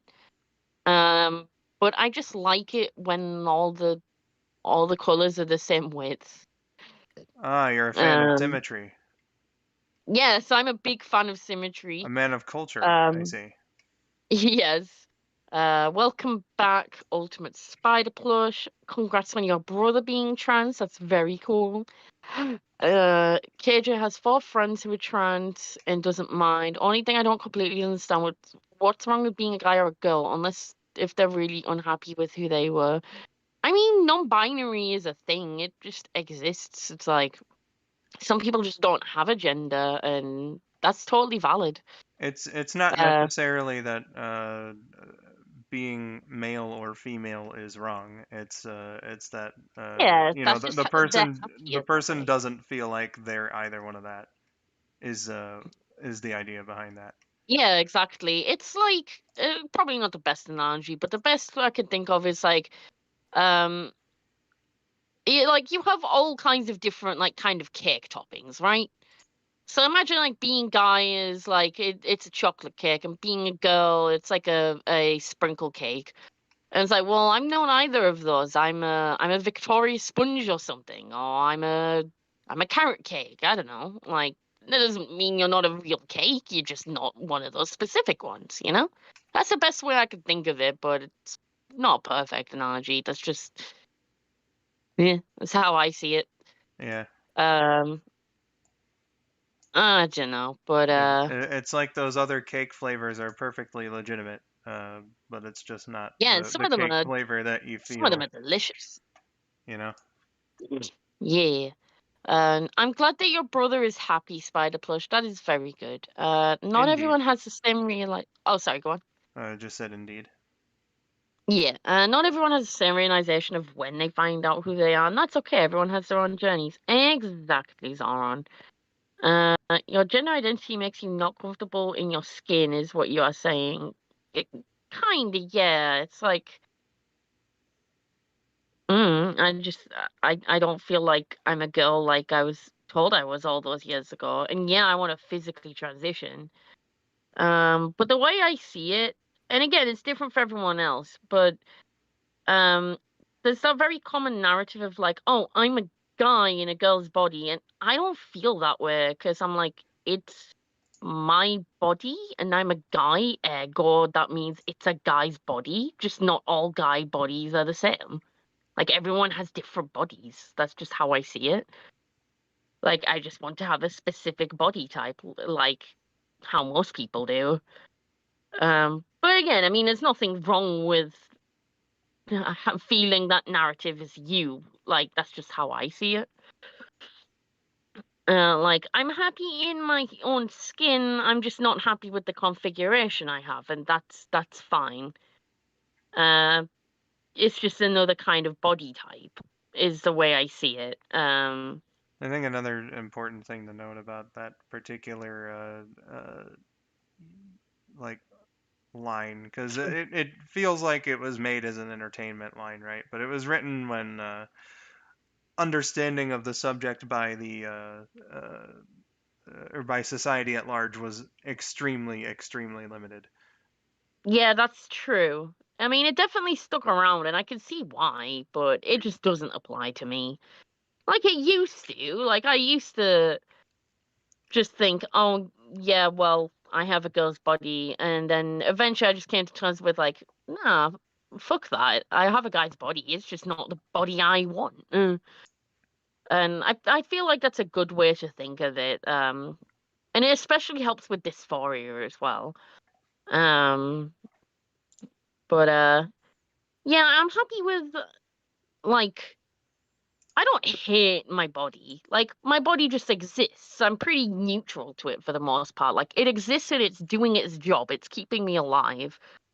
It just doesn't look the way I want it to. And that's fine. And I can do stuff to change that. And I'm trying to like actively lose a bit of weight to at least, but that's just to be and feel healthier. Like that's nothing to do with like my gender or anything, but that's basically all there is to that. Spider Plush 2014 was 9 years ago. Oh my gosh, yeah, I feel fucking old. I was in Absolutely. sixth form college. It's like, what the hell? Um, One of my best friends named Mimi is a trans guy too. That is an adorable name. I love that. I'm still trying to get used to it the past few months. I'm glad he's happy though. And I am happy that he is happy as well. I will never understand why people like to gatekeep others from being happy with who they are because they're stinky. What is gatekeeping? But that question was already answered by Zoron and Stitch. Um, I don't know what the context is, but Ultimate Spider Plush only 1700s kids remember. um, my only concern for trans people is if they're giving up the things they enjoy as a guy or a girl, like sports, fashion, etc. Yeah, exactly. Because like I'm a guy, but I still love pink shit and like stereotypically girly shit. Um, and it's like you should never feel like you have to force yourself to give up something because it's stereotypically not your gender. Just enjoy what you enjoy and just be who you are and be as happy as you can be and try to be the best version of yourself. And then that's all there is to it, really. I know it's easier said than done, but that's kind of the point. That's kind of how you got to go by life the way I feel. So hello Sunswift, welcome to the chat. Yeah, Sunswift also didn't realize Zoran was too sick, just like, oh, hello. Welcome back, Twit. Uh Yes, welcome, welcome. Dude, my sisters knew ever since I saw the Lego movie. Apparently, they saw I got more excited whenever Emmett was on screen, but that makes me cringe now because that's Chris Pratt. That's fair. That's very fair. That would also make me cringe. Never mind. Oh, Victoria sponge cake. Not Victorious, Victoria, like the name. It's just it's just a sponge cake that's like it's like a light yellowy color, and it has like a stripe going through the middle of it. Because it's been imagine like you've got a wad of cake and you like slice through the middle of it like horizontally, and then you like put jam and cream on like on top of the bottom slice, then you just kind of plop the top slice on top. Just imagine that as an entire cake. Um, and it is fucking chef's kiss, mwah, beautiful shit. Yeah, like Zoran said, a fancy sponge cake. I'm not trans, but I love cute stuff. My pet cat is one of those things, lol. Yes, cats transcend gender. Cats are for everyone. They are very cute and cuddly, and they will never gatekeep or invalidate you. All cats care about is that you don't let their food bowl get empty and that you snuggle them. And that's that's the important shit in life. You Food know, and snuggle. what's weird is I've never seen or heard about it being applied in real life. But Mm. like marketing and media had like a bit of a thing about like gatekeeping certain pets. Like if uh, if a male character in a cartoon, just as an example, for the longest time, I don't know how it is now, but if a male character owned a cat, they were more than likely a villain. And so Yeah, like it's weird that that kind of gatekeeping only happened in the media. Because again, like if yeah. someone adopts a cat, they adopt a cat, and like I've never heard of anyone giving a shit about it, like based on those reasons. I've heard an interesting theory on that. With the whole like uh dogs like being stereotypically hero and cats being stereotypically team villain. Um I don't know how the theory holds up nowadays, but an interesting theory I heard was that because of the fact that like dogs are seen as the quote masculine pet and like as an animal itself, not like masculine to own, um just like as a existing creature, that dogs themselves tend to be quite masculine, whatever the fuck that means, and cats tend to be quite feminine. Um, I heard like a theory about like it being rooted in like misogyny, about like cats being evil, wily, charming, feminine seductresses and stuff, and dogs being like the heroic, manly kind of thing. But again, I don't know how that holds up now, and I'm not saying whether I agree or disagree on that because I don't have an informed opinion on that, but I can see where that comes from. Um, so like I can at least see where that kind of mindset has come from, and it's kind of like with the queer baiting. Sorry, not queer baiting. What's it called? Queer coding villains. But then that just kind of backfired because then everyone ended up attracted to the villains. So shrug. Oh man, I remember Georgia actually telling me something about uh like like that. But okay, so it's interesting then to know where exactly that idea came from. Uh, because it always struck me as weird. Or maybe not always, but like just thinking about it now, it kind of struck me as weird that that like media would be like, oh well, heroic ownership of a cat is purely a woman's thing, but like in real life, like nobody Yeah. in real life nobody cares, you know. Yeah. It's definitely a weird thing, but I remember seeing a meme sort of recently, and it's actually so funny and amazing. Because like there's the whole discourse on like queer coding villains and stuff, and like I said, it backfired for the most part because a lot of favorite villains tend to be queer coded. I mean, look at Team Rocket. Hello, they scream gender non-conforming bisexual aesthetic, and I love them for it.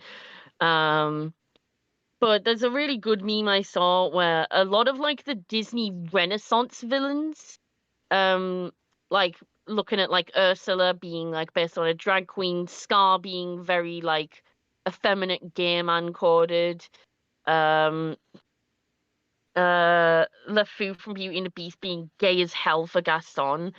A lot of the character designs and choices were actually chosen by a gay man himself. So someone was like, "You're telling me a queer coded these villains?" And I'm like, "That is." I'm so glad the English language has evolved to the point where you can make that joke and have it make sense and have it be funny. I'm just like mad respect to the English language for that. But yeah, like obviously I'm not saying like villains who are queer coded are like bad because they are queer coded. Like obviously that's the entire opposite of what I'm saying. It's just like there was definitely a whole thing where like villains were deliberately queer coded to kind of put people off from like being expressive about themselves in that regard, but then it just didn't work because people either just got inspired to be like those villains, or they just found them hot, or both. And I'm like, you know what? Yeah, that that checks out. And Jessie was one of my first ever cartoon crushes, so you know what? It is Uh, what it is, um and the villains tend to be really interesting characters, and you know what? I kind of wish I voiced more villains, but I don't have a problem with the characters I voice now because I love them all very much. I'm very attached to them. But hearing me just like this, you wouldn't typecast me as a villain sounding guy, would you? Especially not a villain sounding guy, like maybe a villain sounding girl, but definitely not a villain sounding guy. And I'm just like, I just want to voice all kinds of wakes of life. I want to voice heroes. I want to voice funnies. I want to voice evil people. And I'm just like, I want to be all in on all that. But just got to get my voice out there and work on my range basically. find the right character. Yeah. Team Rocket is a bicon. You're goddamn right. Uh don't know why I went really honest like that. Someone said that because of cats being moody, they make them female. Yeah, that's a thing I've heard as well. Uh some countries until around the 2000s, cats were considered cursed. That could have something to do with it. That as well. Try telling that to Egypt though. Cats are basically gods there. They've got the right idea. I love that meme where it's like ancient Egyptians seeing their first ever cat, and the cat's just like meow, and then one of the guys is like, that's a god. You see this shit, right? That is definitely a god right there. And I'm like, that's very, very relatable, yes. Is this I deity? too yes, it's just like I too, upon seeing a cat for the first time in my life, would also probably decide that that is a god. So very understandable. If I was ever going to do VA as a character, I want to sound either extremely psychotic or just a chill dude. That is a mood. That's pretty much me.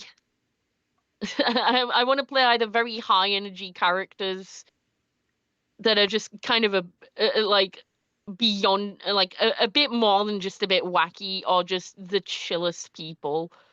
There's like no in between.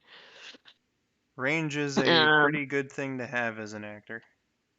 it definitely is, and yeah, I don't have that much of a range at the moment. At least I don't consider myself to have that. Lots of people do consider that I do have a wide range, which is very heartwarming to me. I guess it's a lot wider than it used to be. But that's just because of like the timbre of my voice.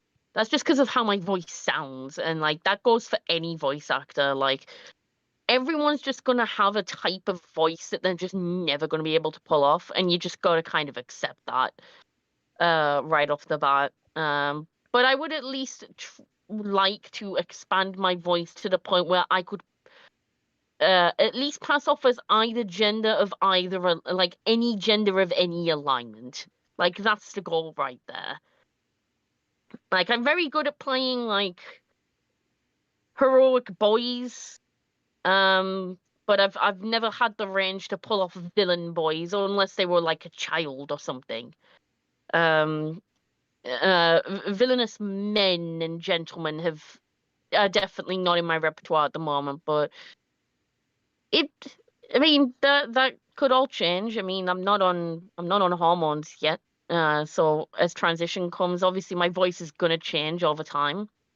So that's just one of them things. It's just knowing your strengths and weaknesses and playing into that essentially, and just have fun with it, really. So, Yeah. uh, Stitch wants to be able to voice characters who are full of energy or just give fuck off energy.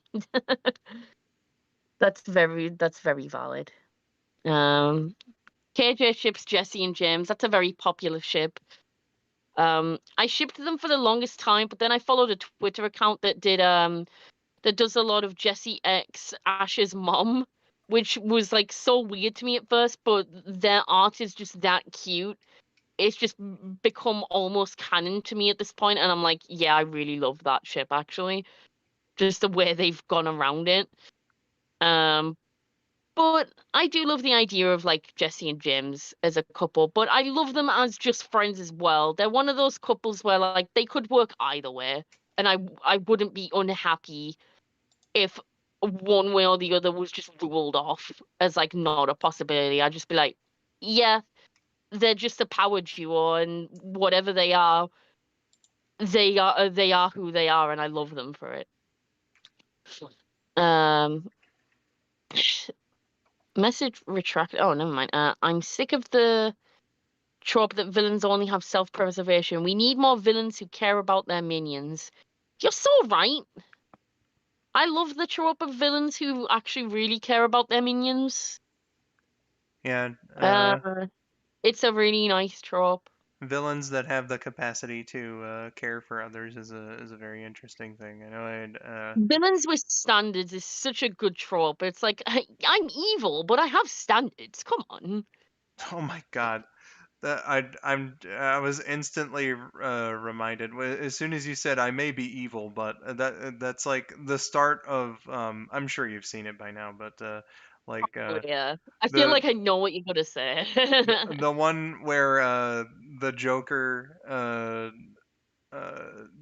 decides that working with the Red Skull isn't a good idea when the Red Skull reveals his Yeah, because he was Nazi like, attitudes. yeah, and he was like, I'm evil, but I'm a fucking patriot. I mean, I'm not a Nazi. That's out of my jurisdiction. That is I yikes. may be evil, but I'm an American. Yeah, exactly. He's like, he's like, there's evil, and then there's true evil. Like he's the just the chaotic, unhinged evil where he just has fun with it and causes trouble. He's not about that fucking or literal oppression life. Like that's a whole different kind of level of evil that he won't Yeah, condone. and then the other example I was going to bring up was uh, before I was reminded of that amazing Joker panel was Yes. uh, I think I mentioned it the last time Georgia was here. I seem to remember her being around, but star-crossed lovers I think is a very interesting trope. Uh, like particularly when the alignment is like one of them's a good guy character and one of them's a bad guy character. I think that that creates a very interesting moral quandary for both. Yes. I love that as well, especially when they end up eventually on the same alignment, but they kind of meet halfway. Like the villain makes the hero slightly a bit more villainous, slightly, and the hero makes the villain a bit more heroic, slightly. Like they kind of end up on the same alignment, but more in the middle. I love it when it's like that as well. And I guess for like a non-romantic example, for anyone to like get an idea of what I'm talking about, like think of how in the Sonic song verse, right? Maria is undeniably a heroic character, but she's on the villain team, Yeah, exactly.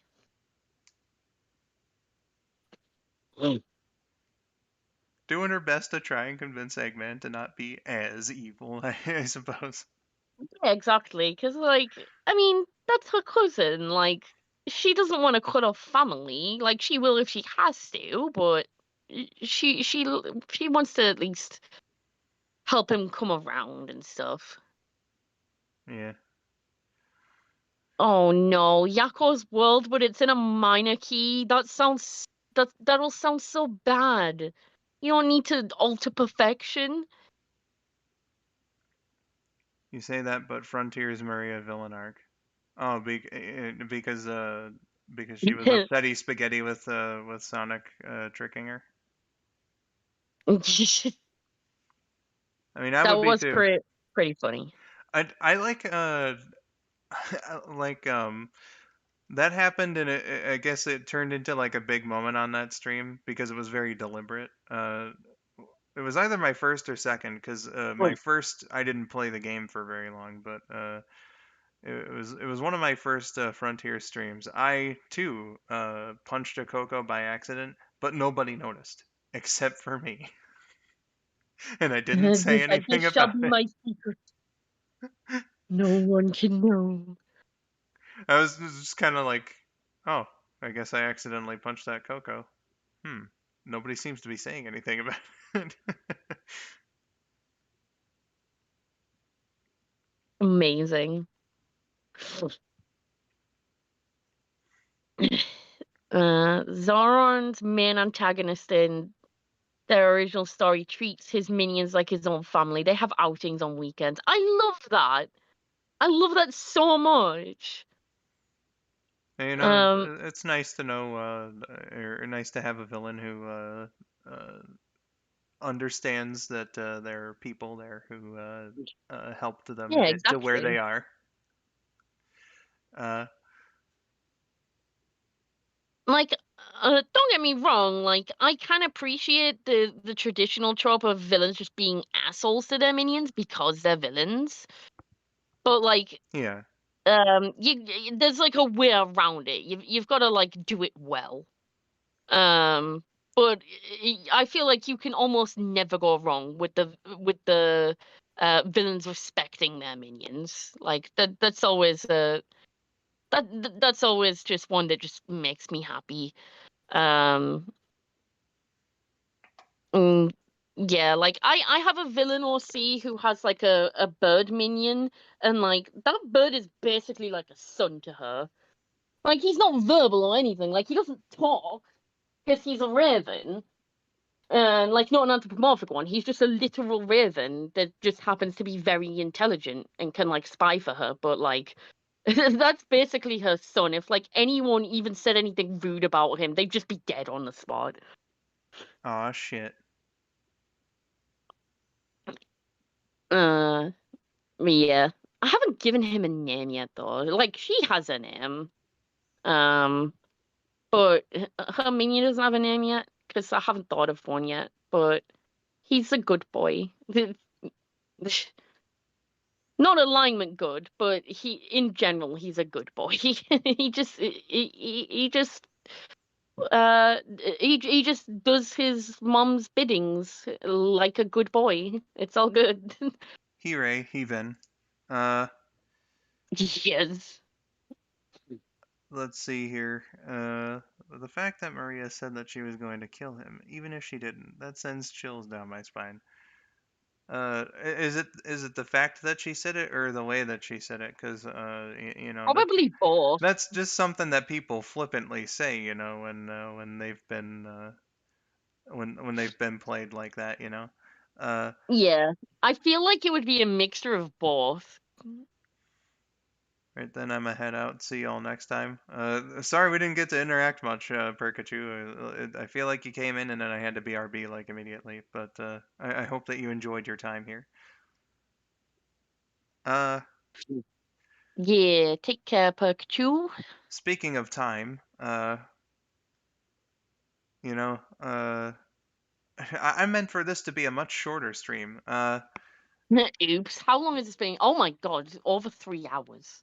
Yeah, I think what I'm gonna do, because my voice is kind of, you know, getting out of it, and I am starting to get tired, is we'll take like one more topic or question, something to have a small discussion over, and then I'm gonna start wrapping things up. So Yeah. if anyone's To wrap up the topic we were currently on, just to like conclude that current topic, yeah, Zoran says, one thing I've been experimenting with is how I can make a hero turn evil act but make it permanent, but every time I do it kind of fails. That's understandable. It's hard to there's a lot of things that are just hard to pull off. yeah, That is that definitely sounds like something that would not be easy. Like I've never tried that because I've never really tried to change my character's alignments for the most part.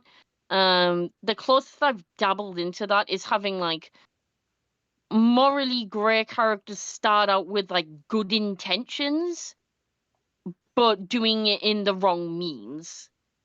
And then having them just fall into evil basically, because that's kind of the only choice I've ever had. That's the closest I've ever gotten to going that route.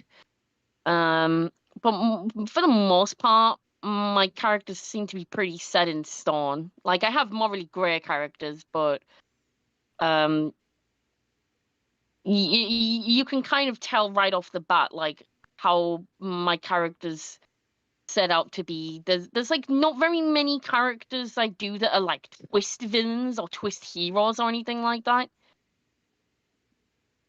That doesn't seem to be like one of my uh strengths. There's only one I mean, it's the same character with the Raven, where she will pretend to be good.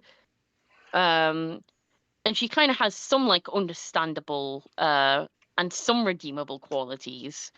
Um, but she just kind of is wicked like to her core. But like she's not meant to be like a plot twist like, oh, she was secretly evil all along. Like she's very much meant to be like, this character is clearly evil and is just stringing people along. mm, uh like it's meant to be very obvious. I've never really tried the twist alignment trope where it's like, oh, you thought, bitch, you thought wrong. Just nah, I've never really tried that. I don't feel like I'd be good at it, but we'll see. Who knows? one one trope I think I can say that I like, or well, I could just definitely say that I like is a person who has been manipulated by a villain. So like someone who would otherwise have been good the whole time. Uh, Mm. is manipulated by the villain into thinking that what they're doing is for the greater good when it actually just serves the villain's purposes. So, uh, That's a very good trope. Yes, I yeah, agree. so when the reveal happens, whoever this character is can take it one way or another, and you can play around with that. Yeah, that is a very, for the most part, a very well done trope. I can't think of any particularly bad examples of that. I can't really think of Uh, any off the top of my head, but that might just be might just be yeah, like because I I'm can't think of tired. any specifically just off the top of my head in general, but I can't exactly think of any examples I've seen where I've been like, nah, this ain't it. Ultimate Spider Plush. Last question. Why? Because Because why not? uh, Zoran has a character like that. His name is Nibiru.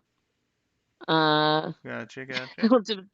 what food is this? That there is a giraffe. I don't know how that's a difficult question. Nice Sonic and Mario Episode 1 reference, my dude. Oh, wait, what's this? What's the Sonic and Mario reference? The what food is this? And then it's a pink frosted sprinkled donut. That's funny because it's appearing as a chocolate donut on my phone. Oh, is it? That's Wait. so funny. Yeah, like No, I mean, I have seen like that might both, be so my like color blind right there. Maybe because it's I so think it small. depends on platform because there are some platforms where it shows pink. Um, but yeah, I need to rewatch Sonic and Mario. I do not remember that reference. It's that's at the very end of the first episode. You know, just some random ass humor I decided to throw in there. You know, Oh, was it one of your like narrator bits yeah, where you like ask a bunch of questions? It's like, what will they do next? And also, what food is this? yeah. Good shit. I think I vaguely remember that now, yeah. Oh man, now I Good want one now. times. Yeah, a nice There bakery is, donut would yeah. be pretty cool Mm. right now. There is never a time I will say no to a donut unless I am so stuffed I'll die or unless I'm sick. Like if I am ever not completely full of food, I will never turn down a donut. Donuts are just they're godly, you know. They are Monkey Dude's gift to humanity. Absolutely. Hell yeah. Love donuts in this house. In this house, we support donuts. Yeah. Should watch the entire show again. Um, well, I mean, if that's something you want to do, just proceed with caution uh, with the first two seasons and like even some of the later like pre 2018 episodes. Yeah. Sonic and Mario was an experience. It, you know, uh, it wasn't a terribly great show in the first two seasons, and like you know, it's just one of those things where you can tell that the creator of it was young, but like if you know watch it progressively, you can see that there's growth going on, especially Yeah, after exactly. the 4 year hiatus. Yeah. I haven't eaten donuts for more than a month. Yeah, same. It's a bit of a risk having you know all the cool sugary food you know with flies being out during the summer. I fucking hate that this apartment has a fly problem and that the people in charge won't do anything about it. But that's something to gripe about you know only sparingly here on YouTube. Hmm. Donuts are meant for breakfast only. Change my mind. I mean, I think they're designed to be a snack. However, I will say I have eaten donuts plenty of times for breakfast, and it's fucking amazing. I've had bagels for breakfast, never donuts, and I should do that. I should have a donut breakfast someday. Why What is? have I never done this? Why did I never consider this? Because I think like generally over there, and I remember seeing like some post like one of those you know clickbait articles like oh man here's what people outside of America are saying about America and like one of the entries was like Uh, I remember Americans being surprised that they don't serve donuts at breakfast time over here because it's a fucking dessert. Yeah, because like we don't tend to have sweet breakfasts. Oh my goodness. Um, they tend to be mostly cereal. The only time you're gonna find like sweet breakfast is if you have like Pop Tarts or cereal, basically. Yeah, I don't think, or well, I don't know for sure if the poster was from the UK, but it was definitely a European country. Uh, Hmm. and it is like, personally speaking, man, you guys are missing out. Have donut shops open in the morning, God damn it, it's great. Hell yeah, I think we should have more sweet things for breakfast. Like, what is wrong with that? That sounds amazing. Yeah, exactly. Uh, always I mean, considered. I've known my fiance to have ice cream for breakfast before, and I think you've said you've also had ice cream for breakfast before. Oh yeah, yeah, I've definitely had ice cream for breakfast before because God damn it, I'm an adult and I can do whatever the hell I want. So I am a grown Hell ass yeah. 29-year-old man. I can have whatever the fuck I want for breakfast. Uh, Hell yeah. And then there's me. I'm just like, I'm never awake for breakfast. you know, breakfast is whatever you eat first. So Oh, then in that case, sandwiches. Because I always like have basically lunch for breakfast. really, not even like pancakes or something. That's one. Another one of those posts I saw was like. Uh, Americans having dessert for breakfast, and they listed pancakes and fruit as example, or say as examples. And I was like, first of all, like pancakes is definitely breakfast food. That's what it was designed to be for. But like fucking True. fruit is not dessert. All right. Like I don't know what the hell's going on through your mind, sir, but fruit is not Nah, a fruit is fucking not a dessert. It can be on a dessert, but fruit yeah. itself is not a Yeah, it dessert. can be a component of dessert, but like fruit in and of itself is like it can be a side dish or a snack. You know. Yeah, Hi, but Ren the never a Hedgehog, by the way. dessert. Like, it's not even a meal, like, of any kind of meal. It's just, it's just the food. It's just the snack. Yeah. And also, if you didn't hear me before, hello, Ren. We're looking for a last topic of discussion, and I guess we're getting it now with food. But Yeah, with food. if if you want to throw your hat in the ring for this or you know another subject, then feel free to before we end the stream here pretty soon. Yeah, but to answer your question, like, not even pancakes. It's very rare that I get pancakes, which is very sad. Mm, um, cause like I don't know how it is over there, but we have like two ways you can have pancakes. You can obviously like make them like fresh, and like make them yourself, or you could just get store bought. Um, which is obviously a lot easier. Like they're just all ready, ready. You just kind of you could just warm them up and then they're done. I can't think of any Um, brand names, but I'm 100% positive because there's prepackaged everything that yeah. that there's prepackaged pancakes over here. Yeah, like you can get like small pancakes here where you can like put them in the toaster and everything. And like if I could, I'd have that shit every day because they are so good. But it's just very rare that we get them. And I mean to be fair, I could just ask for more. I just keep forgetting that they exist somehow. So I should probably just ask to get more of them. I mean, I get paid soon. I could just buy some more. I'm gonna Yeah, make a note, remind myself to get some pancakes because I miss pancakes, dude. I haven't had them in about 3 months. it's been like 12 years at the very least since the last time I've had Dude, pancakes, what? man. I could not live 12 years without anything, It let alone pancakes. it's sad. Slytherin, That what is so sad. what exactly are you asking me about?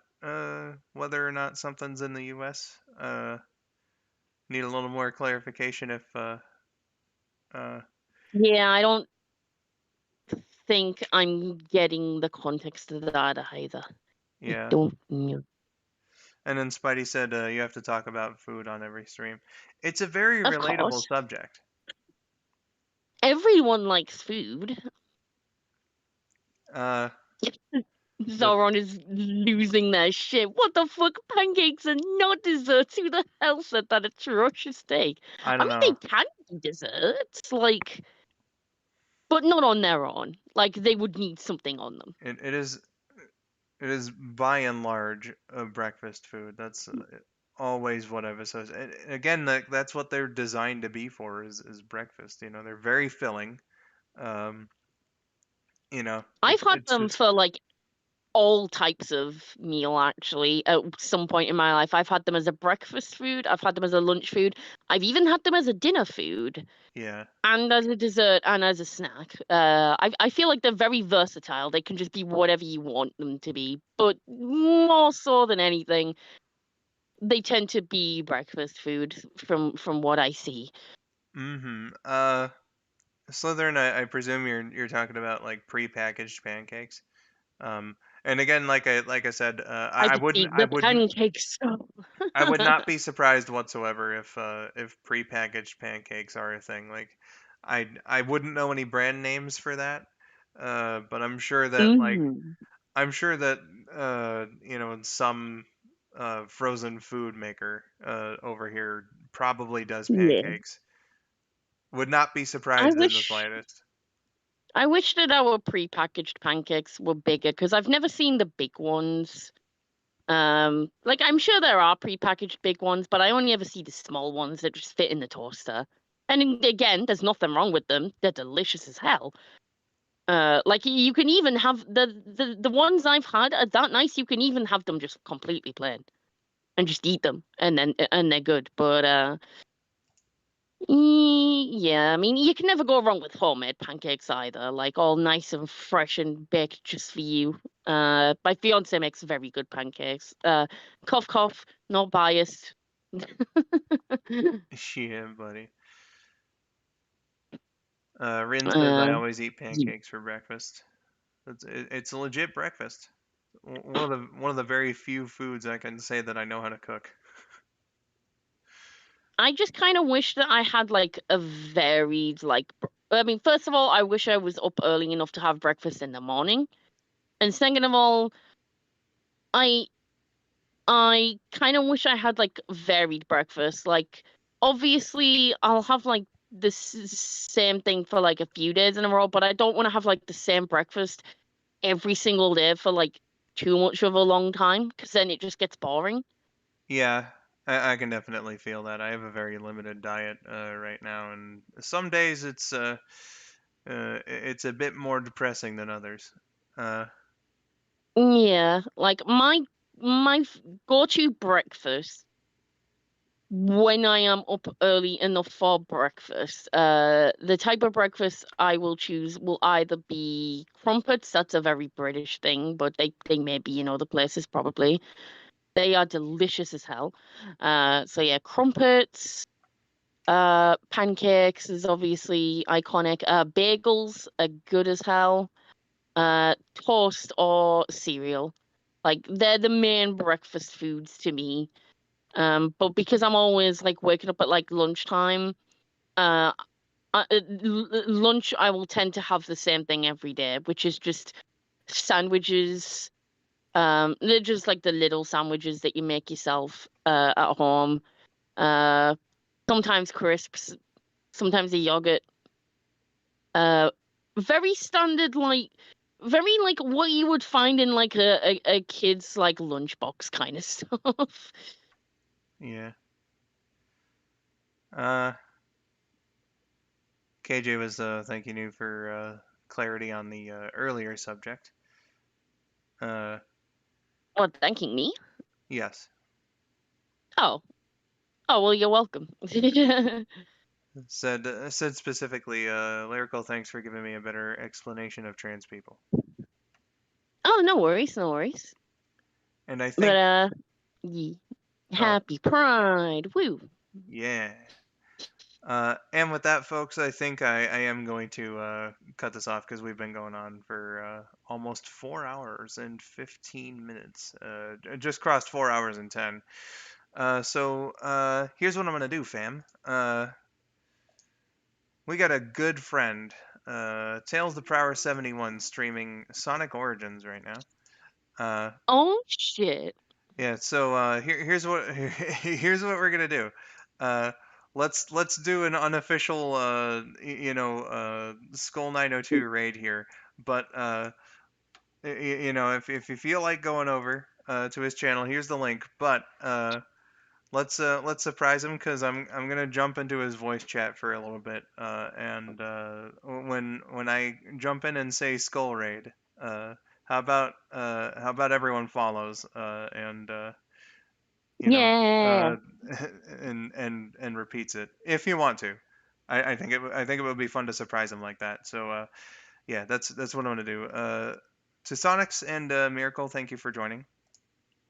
You are very welcome, and I need to put my phone on charge so that it does not die.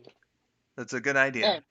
All right. Um, So yeah, good times here. Went on way longer than I initially planned or expected. But it was nice to get that deathless run of Sonic 2 finally, and let's all go say hi to TTP and surprise the shit out of him. So yeah. With all that said, everyone, I have no idea what I'm streaming next or when it's gonna be, but I hope that this was entertaining enough for you to consider coming back. And yeah, so I have been Skull902. I have been Lyrical Miracle 9608. See you. Thank you for watching, and have yourselves a wonderful day. Bye bye. Bye.